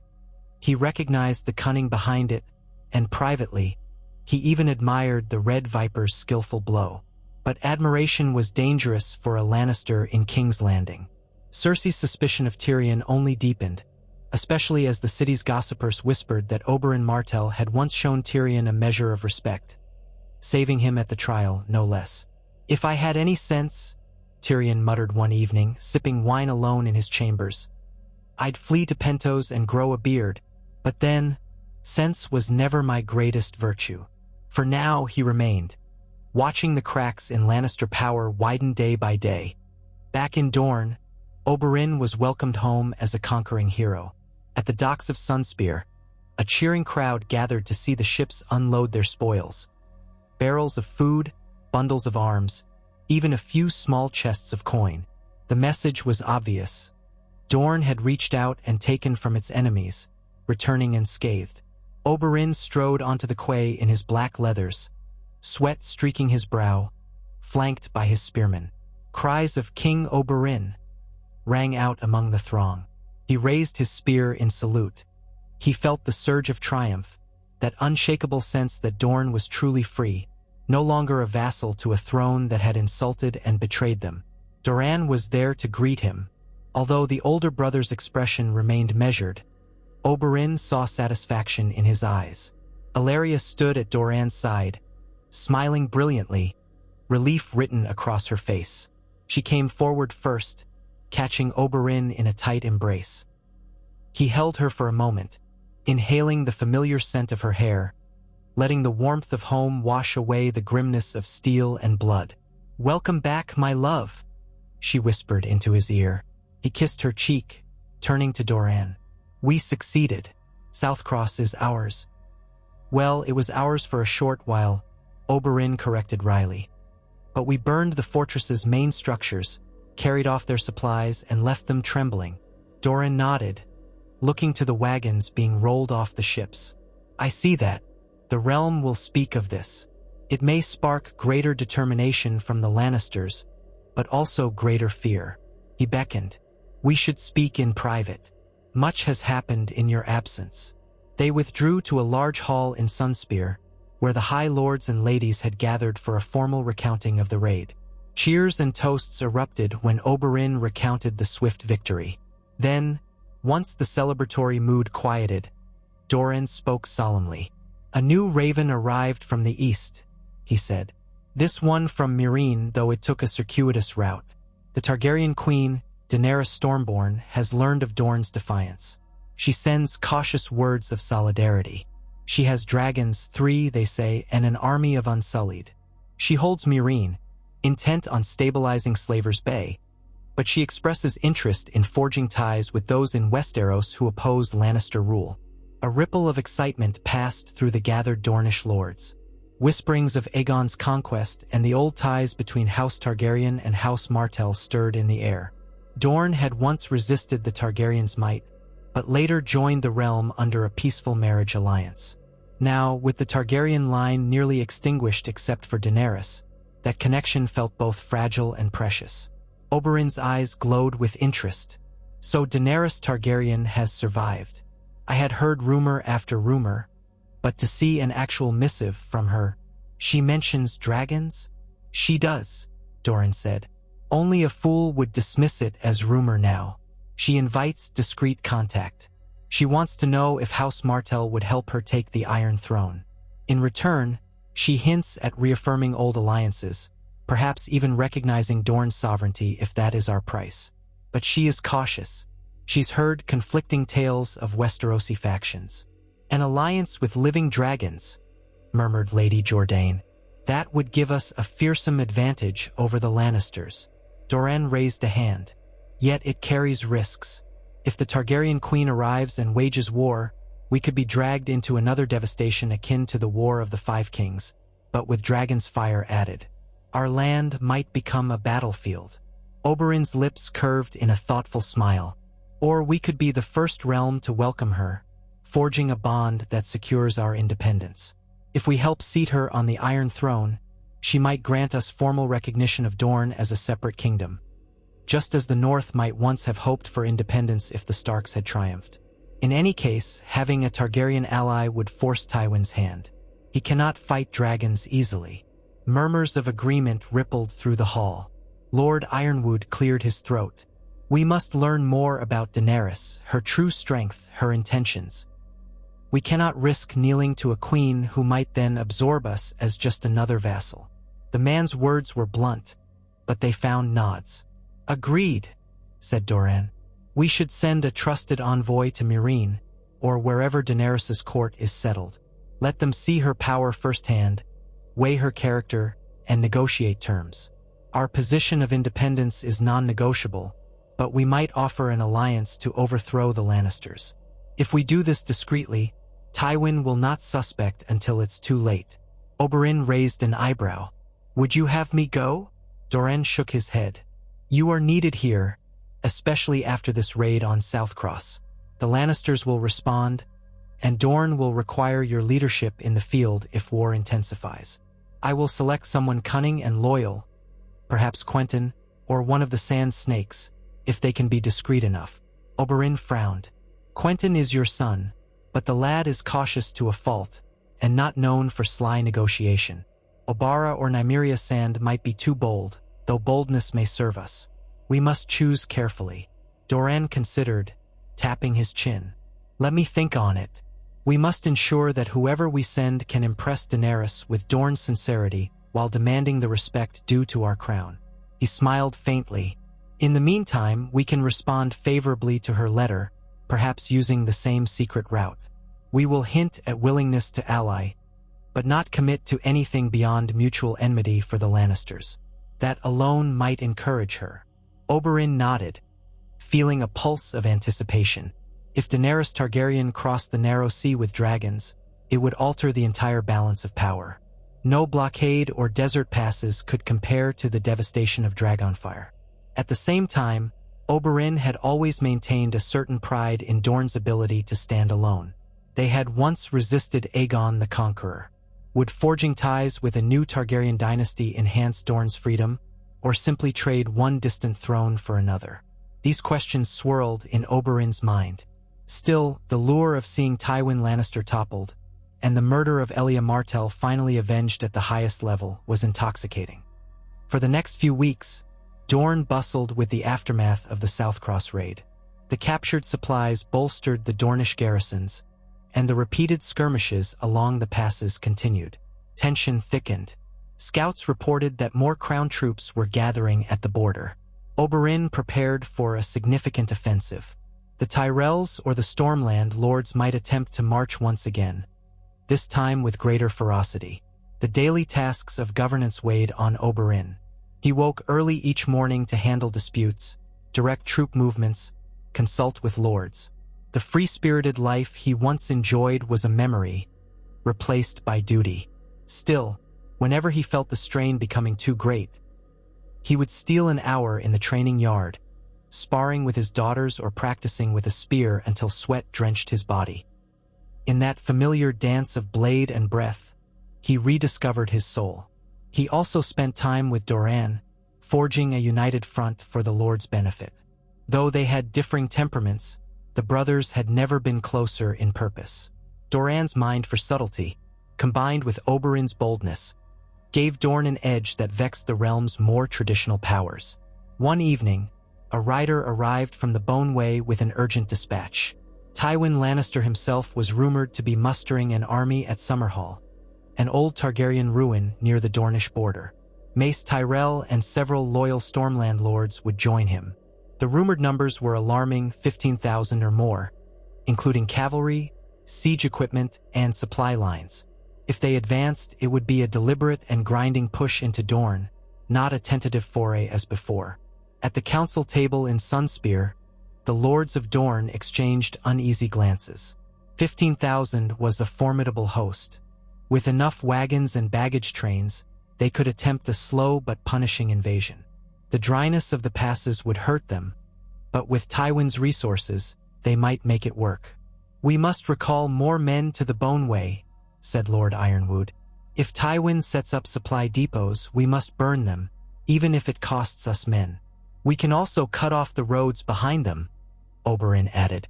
"Harass them day and night. Do not let them sleep. Poison wells if we must." Doran agreed, though he looked concerned. "It is a greater risk to life. This is not a mere raid, we face a campaign. We'll require every advantage that desert warfare gives us." Let them come to regret each step into our land. The lords pledged men from every corner of Dorne, but Oberyn worried about the cost. War would devour resources at an even faster pace. Their partial blockade made it harder to replenish supplies. Even if they bled the crown's army white, the effort would bleed Dorne, too. He silently hoped that the Targaryen queen might appear sooner rather than later, shifting the realm's focus. But it was a faint hope. Essos was far away, and sailing across the narrow sea was no small undertaking. Amid these tensions, a small party set out from Sunspear under cover of darkness. Quentyn Martell, second son of Doran, and a few trusted companions. They headed east, intending to sail from Planky Town disguised as merchants, then make their way to Meereen. Oberyn bid Quentyn farewell on the castle steps. Quentyn was a serious young man with a quiet sense of duty, not as flamboyant or physically gifted as Oberyn's daughters, but loyal. Oberyn gripped Quentyn's shoulder. "You go in Dorne's name," Oberyn said softly. "Be brave. Be clever. Convince Daenerys Targaryen that her cause aligns with ours, and that we are prepared to help her claim the Iron Throne if she recognizes our sovereignty and punishes those who murdered Elia." Quentyn nodded. "I will do my best, uncle. Father has given me instructions, but your words guide me as well. The Targaryen queen is said to be just if fierce. If all goes well, I shall return with terms that will serve us both." "Go safely," Oberyn said, stepping back as Quentyn and his men rode out into the night. Torchlight flickered on their faces, revealing the mix of resolve and anxiety common to those venturing beyond the known horizon. Ilaria slipped an arm through Oberyn's. "You place a heavy burden on that boy," she murmured. "He is no child," Oberyn said, though he felt a pang. He had known Quentyn since infancy. "He must prove himself, and if he succeeds, he might bring us the ally we need to finish this war." Soon enough, the mustered forces under Tywin began to move toward the Boneway. Word reached Sunspear of thousands of men, caravans laden with food, and engineers with siege engines capable of smashing castle gates. Mace Tyrell was with them, bringing cavalry from Highgarden. It was a force that outnumbered the Dornish defenders, though the Martells held the advantage of terrain. The question was whether the desert and guerrilla tactics could once again repel or stall such a large army. Oberyn led a company of mounted Dornish spearmen north to reinforce the Boneway. The journey took them through a series of winding canyons, jagged peaks rising like silent sentinels on either side. At each outpost he found more men, archers, mounted raiders, hardened by the desert sun. They saluted him, proud to fight under the man who had slain the mountain and now raided the Stormlands. Morale was high, even though the foe was formidable. They established their main camp near Will, a fortress perched along the Boneway that had often changed hands in centuries past. Lords Ironwood and Will commanded the largest contingents there, including ballistae positioned on high ridges. The plan was to attack the invaders from multiple angles, never allowing Tywin to organize a clean advance. The Boneway was narrow in many spots, perfect for ambushes. But Tywin's presence meant that caution and cunning would abound on the other side. They expected large scouting parties, outriders, possibly catapults set on wool carriages to break natural barriers. Each day Oberyn and his men scouted the approaches, setting traps. Stones were pried loose at certain cliff edges, ready to be toppled onto unsuspecting columns. Some wells along the route were poisoned or destroyed. It was a ruthless tactic, but the Dornish had done it before in wars past. Finally, a line of dust on the northern horizon heralded the arrival of the crown's host. Scouts reported banners bearing the Golden Lion, the Golden Rose, and King Tommen's Stag Lion. At their head, Tywin Lannister rode in cold silence. Mace Tyrell, more ostentatious in his gilded armor, conferred with knights. Randall Tarley, known for his discipline, commanded one of the vanguards.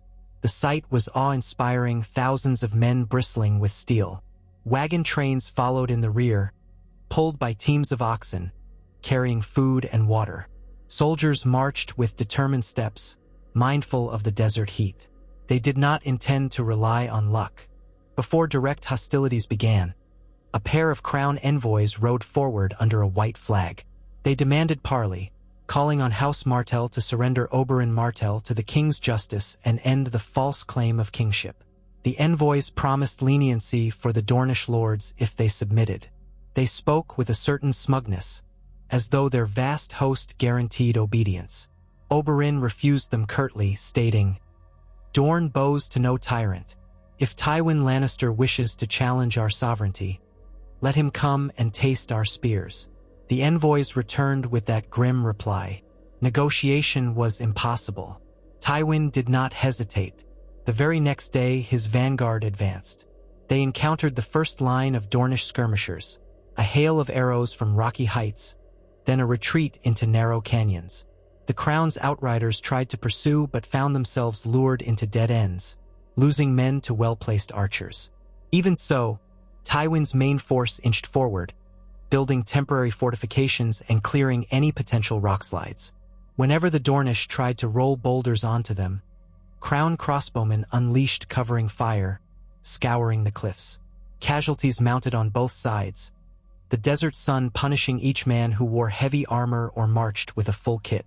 As days passed, the invasion became a grind of cunning moves and deadly ambushes. Oberyn led a swift cavalry raid one dawn, circling around the Crown's flank. They set fire to the largest wagon train, incinerating valuable supplies. In the chaos, Tyrell knights rushed to defend, but the Dornish melted away. That night, the Crown host could see the glow of the burning wagons across the stony ridges. Tents were pitched in fear, men sleeping with one eye open, sabers in hand. Tywin responded with ruthless efficiency. He formed the columns into more disciplined blocks, advanced with shields overhead to protect against arrow fire, and used sappers to clear any suspected traps. Slowly, inexorably, they pushed deeper, establishing a chain of fortified camps. Despite heavy losses, they continued to move forward. The rumored supply depots were rising behind them, stocked by caravans bringing goods from the Reach. Mace Tyrell's gold paid for additional mercenaries, archers from Essos, savage fighters from the disputed lands, who joined the Crown's ranks for the promise of coin. The days bled into weeks. Heat pounded the land relentlessly. Dornish ambushers lost men each time they attacked. Tywin's discipline inflicted a toll on the defenders, too. The Crown's archers, posted on ridges they'd secured, shot down Dornish raiders who ventured too close. Ser Gregor Clegane was gone, but in his place were other fearsome knights, eager to prove their worth. The fields near Will became a battleground. Though no massive pitched engagement occurred, the ground was stained with blood from continuous skirmishes. Dead men baked under the sun, vultures wheeling overhead. One sultry twilight, Oberyn dismounted at a ridge overlooking the Crown's forward encampment. Thick dust still lingered in the air. He squatted beside a boulder, scanning the scene. Torches flared in a wide ring, marking the perimeter. Inside that ring lay hundreds of tents in neat rows. The clang of a blacksmith's hammer rose faintly. They had trenches dug, wooden stakes bristling around them. He could just make out Lannister and Tyrell banners, drooping in the stagnant heat. He felt a flicker of worry. Despite the Crown's losses, they kept coming. Dorne was suffering too. Any day now, Tywin might decide to attempt a direct assault on Will, and if that fortress fell, the path deeper into Dorne would be open. Lord Will's men, combined with Ironwood's and others, might hold for a time, but the Crown's numbers dwarfed them. Did Oberyn have it in him to muster a larger force and face Tywin's host directly? That carried enormous risk. The entire structure of Dornish defense hinged on these layered ambushes, not on open field battle. And so far, Tywin seemed content to push forward methodically, punishing any resistance. As darkness settled, Oberyn returned to the Dornish camp. The lords gathered around a map by torchlight. Tired eyes and sweat-soaked collars showed the strain. Oberyn told them what he saw. The Crown's lines were thick, their fortifications disciplined. They could not be easily routed with a single stroke. Doran's letters from Sunspear urged caution, encouraging a continued war of attrition, but every day bled Dorne's resources.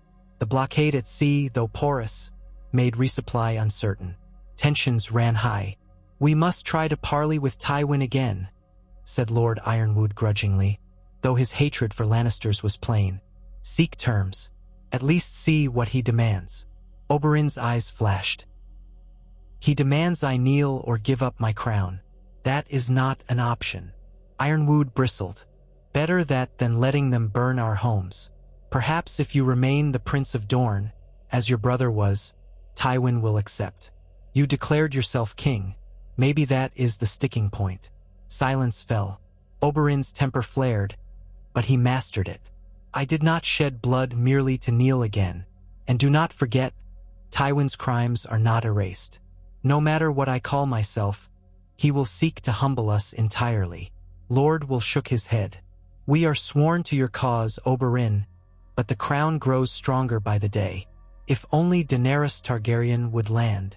Oberyn shut his eyes briefly, envisioning a trio of dragons incinerating Tywin's camps. But that was a dream. Their messenger had only recently departed for Meereen. Even if Daenerys decided to come, it could be months or years before she set foot on Westerosi soil. At length, he looked around at the weary faces. "We continue as we have. Harass their supply lines, pick off their scouting parties, burn anything useful to them. Doran is organizing reinforcements from the southern lords. We will not yield." He paused, scanning each man. "We are Dornish. We do not bend to outside rule. Our ancestors withstood Targaryen dragonfire for years. We can withstand Tywin Lannister." A subdued murmur of assent followed. The meeting ended, men drifting away to snatch what sleep they could. Oberyn sat alone, elbows on his knees, face illuminated by the flicker of a torch. The desert night was still as an antechamber of fate. In that hush, he felt the enormity of what lay ahead. War, unrelenting, a dance of blood that might last for months. The cost weighed on him, but a deeper resolve burned beneath it. He would not let Elaya's memory fade into a dusty footnote of Lannister triumph. He would die first, and if the gods were kind, he would take Tywin Lannister with him. At King's Landing, the war's echoes were felt in subtle ways. Scarcity of certain spices from Dorne, rising war taxes, the hush of fear that drifted through the throne room whenever Tywin's name was mentioned. King Tommen sat the Iron Throne under Cersei's watchful eye, stamping approvals on edicts to support the war effort. The Goldcloaks patrolled the city's streets, quelling any hints of unrest. The cost of bread climbed, spurring whispers of famine if the war dragged on. In the Red Keep's corridors, courtiers wondered if Tywin's unstoppable reputation might be tested to its limits in Dorne's scorching passes. Tyrion carefully navigated these shifting currents. He dined with lords who still eyed him suspiciously. He avoided direct contact with Cersei, who spat venom in his direction whenever they crossed paths.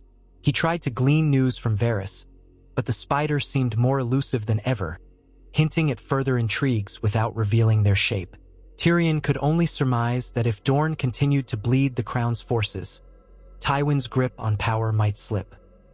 And that might open a door for Tyrion to free himself from Lannister oppression at last. Yet Tyrion also dreaded the notion of total chaos. King's Landing would starve if the war expanded too far. Civilians would suffer, and Tywin still had cunning to spare. No one would dethrone the lion easily. One evening, while perusing old ledgers in the Tower of the Hand, Tyrion discovered more evidence of the crown's staggering debts to the Iron Bank of Bravos, debts that had grown with each passing year of conflict. Tywin had managed them cleverly so far, but the bank was known for its relentless pursuit of repayment. Tyrion wondered if the Iron Bank might shift its support to Dorne or the Targaryens if the crown seemed unable to pay. That could be the crack that breaks the realm. Tyrion set the scroll aside, exhaling. Everything in Westeros seemed to be tottering on the edge.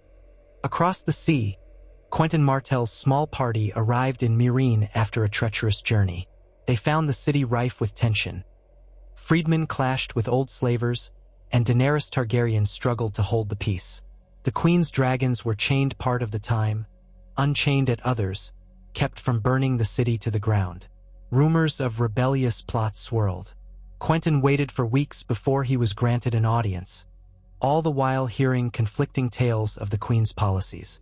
When at last he stood before Daenerys Targaryen, Quentyn was struck by how young she was, slight of frame, silver gold hair braided behind her shoulders. Yet her violet eyes glimmered with resolve. Her throne in Meereen was nothing like the Iron Throne of Westeros. It was carved from a block of wood and draped with lion pelts and the banners of her conquered cities. Unsullied guards flanked her. The air in the great hall was thick with the scent of incense and sweat. Quentyn bowed low. "Your Grace," he began, voice trembling slightly. "I come on behalf of House Martell, which now stands in open defiance of House Lannister and the Iron Throne. My father, Prince Doran, and my uncle, King Oberyn, entreat you to consider an alliance." One of Daenerys's advisors, a tall former knight named Barristan Selmy, stepped forward with recognition. "Your father served the Iron Throne once, did he not? As Prince of Dorne under the Targaryens, long ago." Quentyn nodded. "Yes, Ser Barristan. Our house's ties to the Targaryen line are well known. Princess Elia Martell was wed to Prince Rhaegar. Her murder by Tywin Lannister's men was the wound that has never healed." Daenerys's expression tightened. "I know the story of Elia Martell and her children. It was a grave injustice, among so many done in that war." She studied Quentyn. "Your uncle calls himself king now, I hear, and yet you come to me. Do you swear fealty? Or do you ask me to recognize Dorne's independence if I cross the sea to claim the Iron Throne?" Quentyn swallowed. "We believe you are the rightful heir to the Iron Throne, Your Grace, should you wish to claim it. But Dorne has chosen a different path. We do not want to be subject to the same monarchy that allowed Elia's murder to go unpunished. My uncle has declared Dorne's independence. However, we share a common foe in the Lannisters. If you wish to break the Lion's hold, Dorne will stand with you. In return, we hope for a formal agreement of mutual recognition. You as Queen of the Six Kingdoms, perhaps, and Dorne as a sovereign ally." His words hung in the air. Daenerys's advisors murmured. Some seemed intrigued by the notion, others skeptical. Daenerys's gaze flickered with conflicting emotions. "My house once ruled all of Westeros, Dorne included. But I have heard how fiercely Dorne resisted Aegon, how you only joined through marriage. That bond was shattered by betrayal and murder." Her voice softened. "I do not desire to conquer a people who wish only to be free of oppression. But if I sail west, I will not do so only to break the Iron Throne into pieces for others to take. I mean to rule and to break the wheel of tyranny." Quentyn inclined his head. "I understand, Your Grace. My uncle's claim does not seek to overthrow you, but the Lannisters. If you come, we will fight alongside you. Our hatred of Tywin Lannister is boundless." Daenerys frowned, tapping the arm of her throne. "I have freed thousands here, yet every day they cry for more justice. I swore not to leave them until they have peace. My dragons grow, and so do my enemies, Yunkai, Volantis, others who cling to the slave trade. If I depart now, I risk everything I've built crumbling in my absence." Barristan Selmy murmured softly. "Yet, Your Grace, if you wait too long, the Lannisters may tighten their grip, or another pretender might arise. The moment for your triumphant return might pass." Daenerys's face reflected the weight of choices.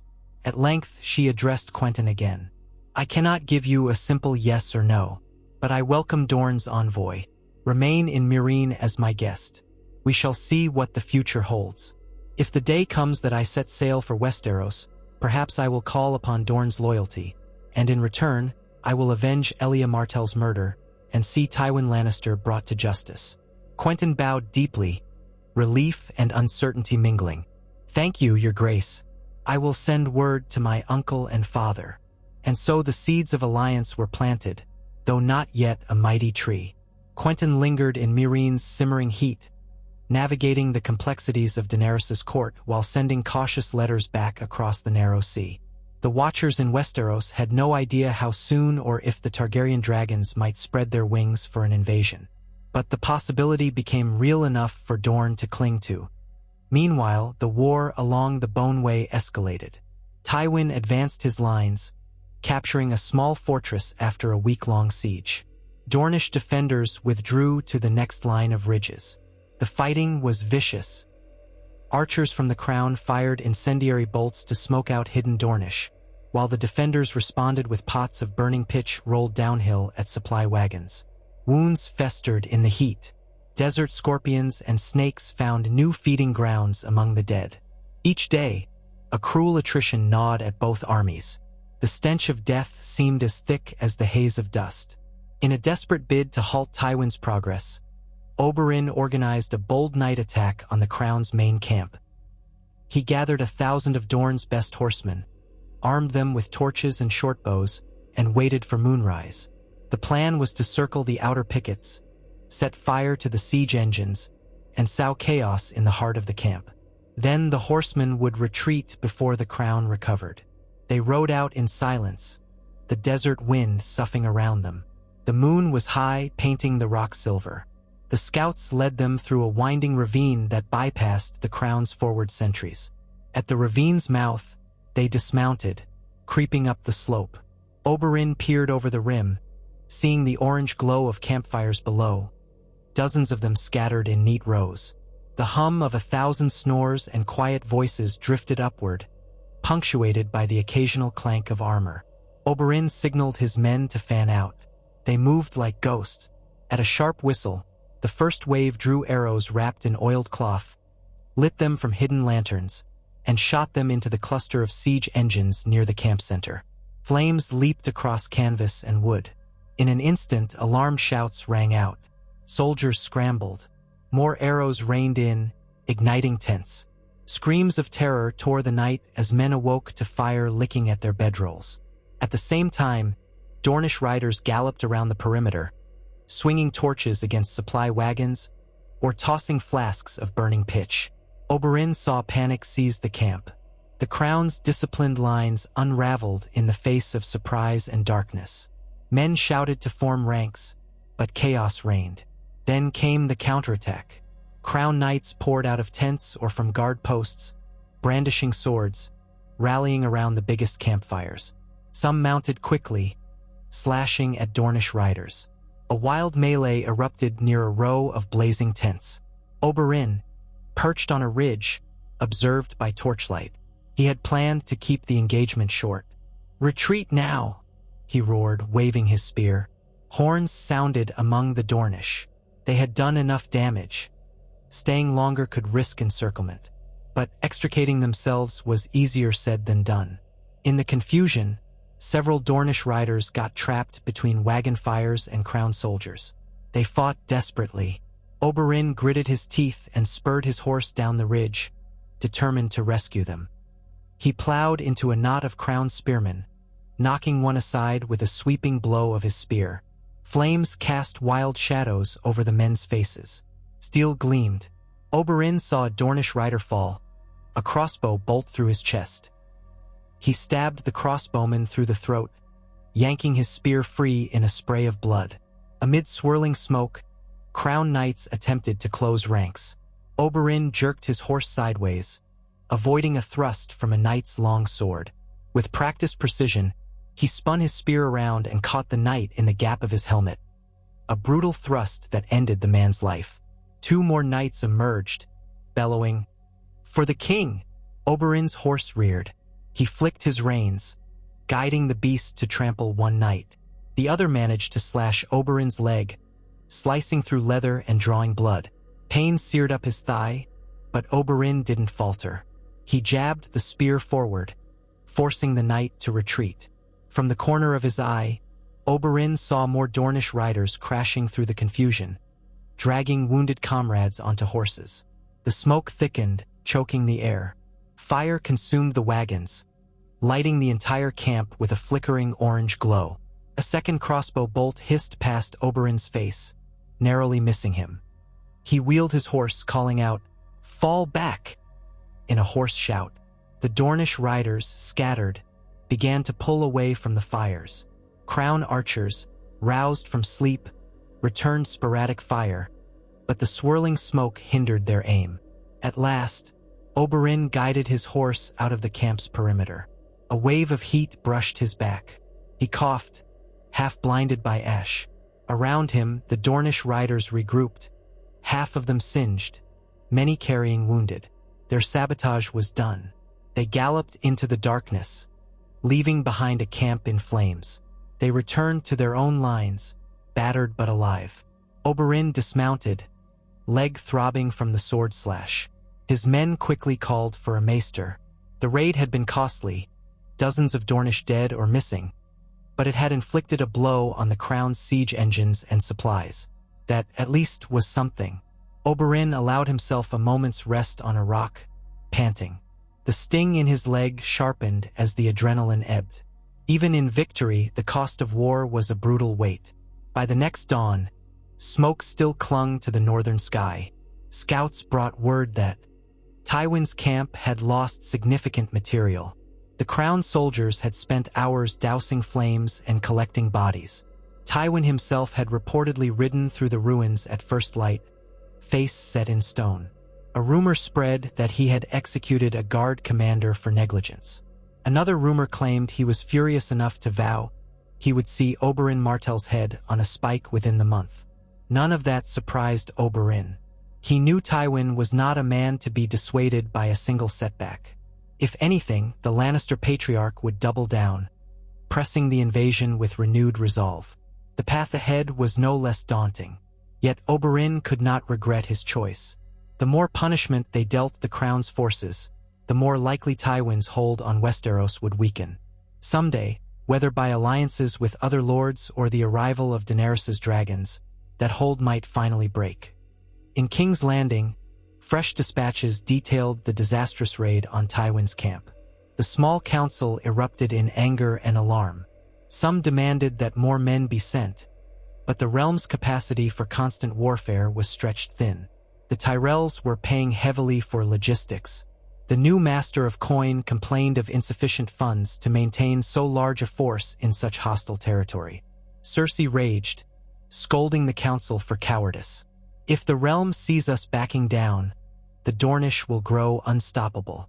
The Stormlands themselves might waver. Jaime, still uneasy with the war, asked a quiet question. Would it not be wiser to attempt a negotiation with Dorne? Offer them favorable terms so long as Oberyn abandons his crown. Cersei glared at him. Never. We do not yield to vipers. We crush them. Tywin's messages showed no sign of wavering. He demanded reinforcements and gold, as well as shipments of new siege engines. He intended to break Dorne's defenses eventually, though he conceded it would require a sustained campaign. Tension in the capital soared. Rumors of unrest spread. Common folk muttered about food prices, or worried that the crown's focus on Dorne might leave them vulnerable to the Ironborn or other threats. Tyrion, reading these missives in secret, could not help a small smile of grim irony. Oberyn had unleashed a storm that even Tywin's mastery could not easily quell. How long until the realm snapped? How long until someone more desperate or more cunning struck at King's Landing itself? The tension felt like a taut bowstring, ready to release unpredictably. The war dragged into another brutal month, a haze of dust and blood. Tywin made incremental gains. One by one, small Dornish outposts fell. The crown's engineers built more permanent fortifications behind them, ensuring supply lines were kept secure. Despite heavy attrition, the crown's numbers remained superior. Still, the heat and guerrilla tactics prevented a swift conquest.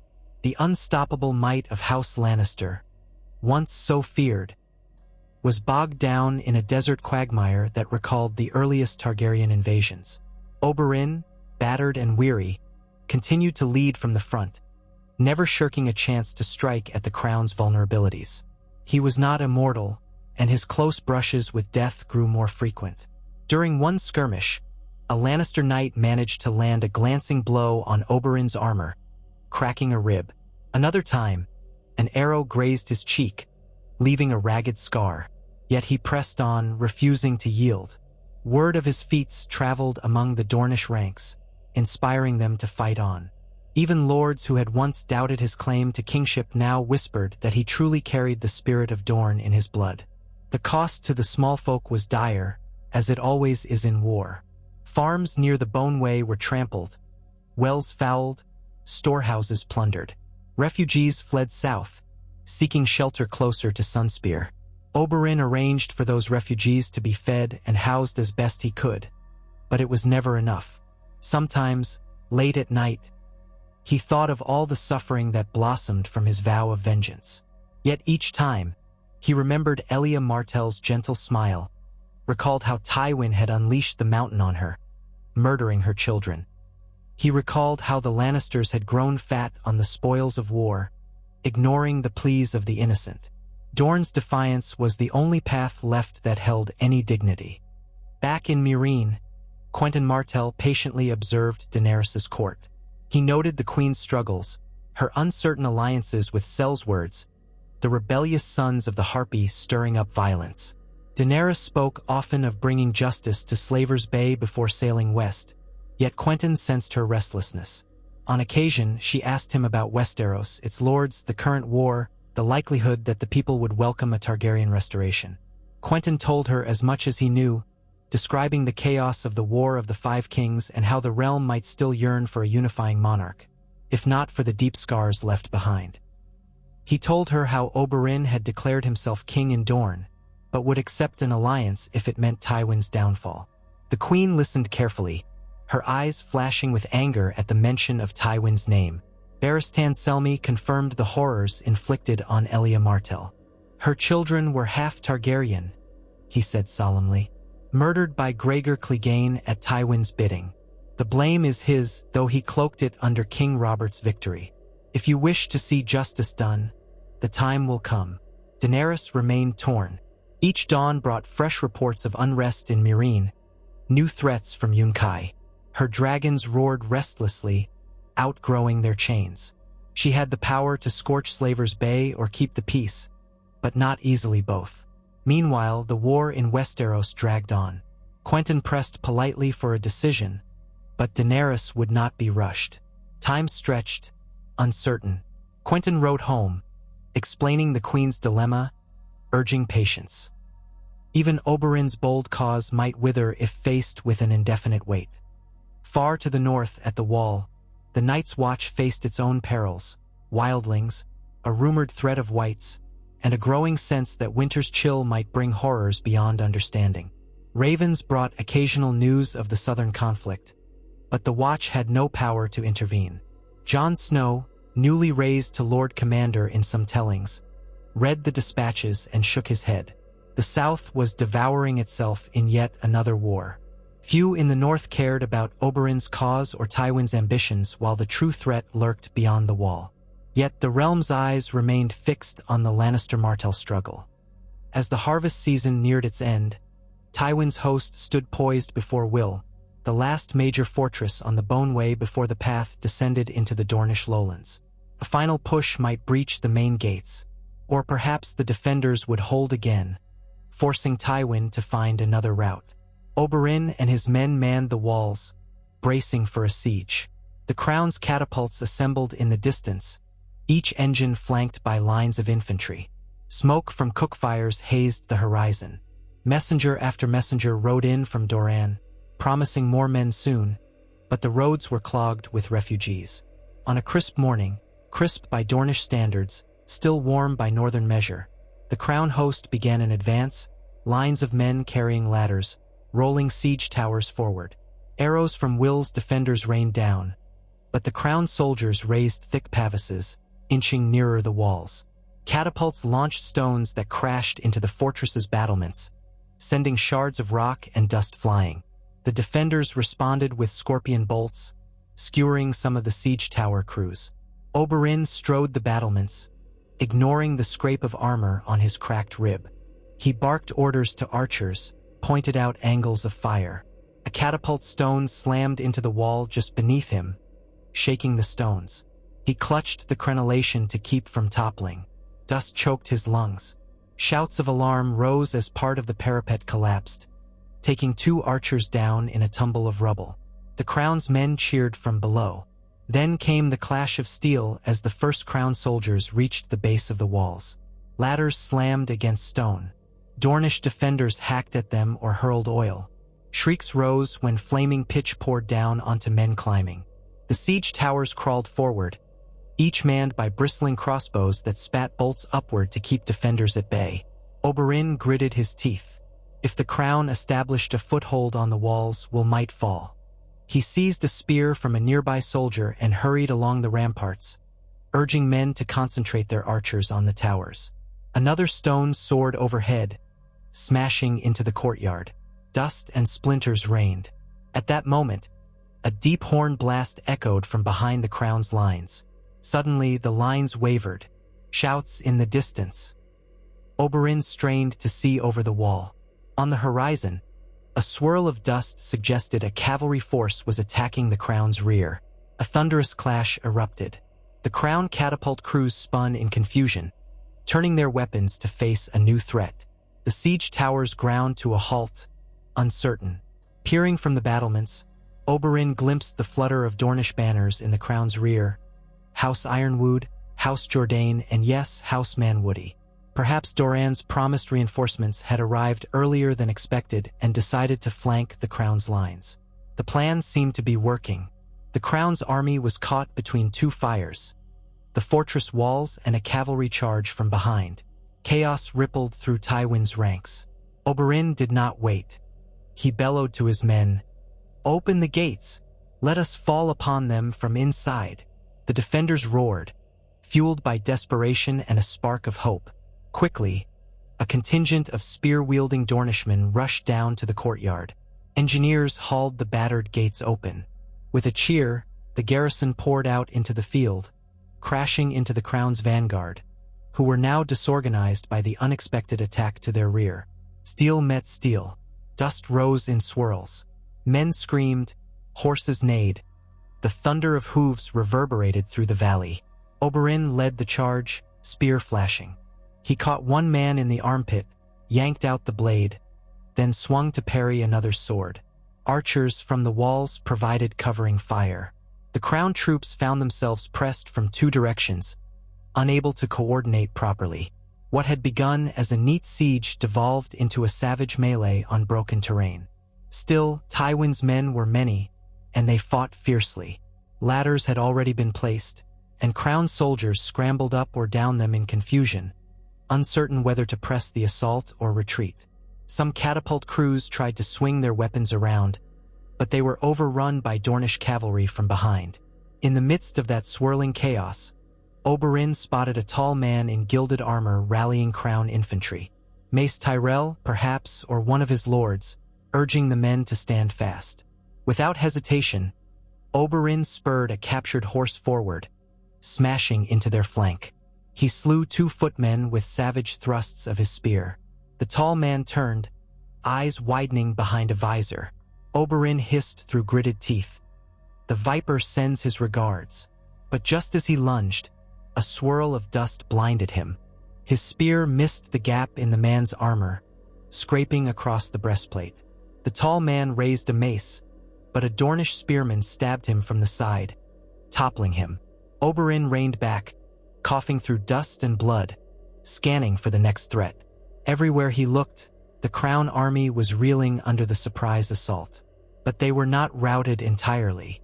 Clusters of knights formed shield walls, fighting doggedly.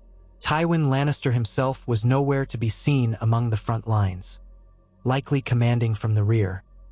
The chaos of swirling banners, the cacophony of horns and screams, enveloped the battlefield. An hour of brutal fighting ensued. Bit by bit, the crown's assault on the walls disintegrated. Siege towers were abandoned or lit aflame. Many who had climbed ladders found themselves trapped above as Dornish poured out of Will's gates to hack at the bottom. Some surrendered, others leapt down in desperation, only to break bones. The cavalry in the rear pressed the crown forces forward, piling men against the fortress's defenders. Eventually, the press of bodies became untenable. The crown line fractured. One portion tried to retreat north, while another portion fought to keep from being encircled. Finally, a horn sounded from the crown's distant flanks, a long, low note. Retreat. The battered remnants of Tywin's forward columns began to pull back. The reinforcements from the desert hammered them as they fled. Cheers rose from the Dornish as the Crown's siege camp collapsed into a frantic withdrawal, leaving behind catapults, wounded men, and smoldering siege towers. Dust choked the air. A few hundred Crown soldiers managed an orderly retreat, shields locked, but many straggled or fled on foot. Horses were scarce. The entire bone-dry plain had become a graveyard of shattered timbers and corpses. Oberyn slumped in the saddle, panting, adrenaline raging through him. Blood dripped from a cut on his brow.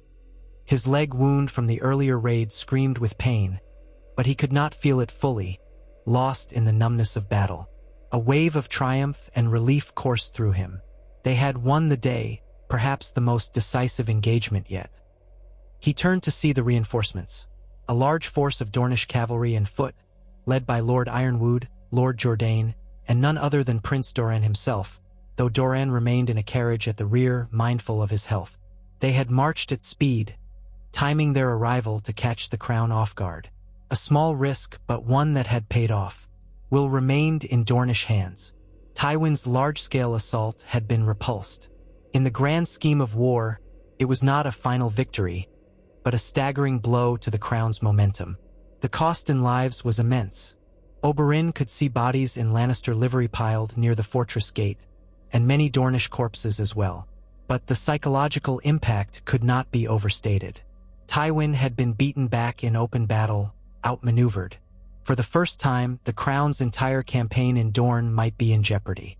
That evening, after the battlefield was secured and the wounded attended, Oberyn and Doran embraced in the fortress courtyard. Though they were both dusty and blood-stained, the moment felt sweet. Doran smiled, rare warmth shining in his eyes. "You see, brother? Sometimes cunning and timing can do what raw numbers cannot." Oberyn laughed wearily. "You may have saved all our lives. Another day of siege might have broken us." Doran nodded. "I received word of Tywin's approach to Will and decided the time was ripe. I knew we risked arriving too late, but fortune favored us." Illyria, who had accompanied Doran in the rear, rushed forward. She searched Oberyn's face, taking stock of every cut and bruise. He grasped her hand, pulling her close. "I live," he murmured, voice unsteady with exhaustion. "We turned them back." She exhaled a shuddering breath. "I prayed to the Seven, the old gods, any who would listen." Her eyes flicked to the battlefield beyond. "So many dead." He nodded, chest heavy. "Yes, and Tywin will not forget this defeat. But for now, we have earned a respite." Indeed, Tywin withdrew his battered army north of the Boneway, establishing a defensive position to regroup.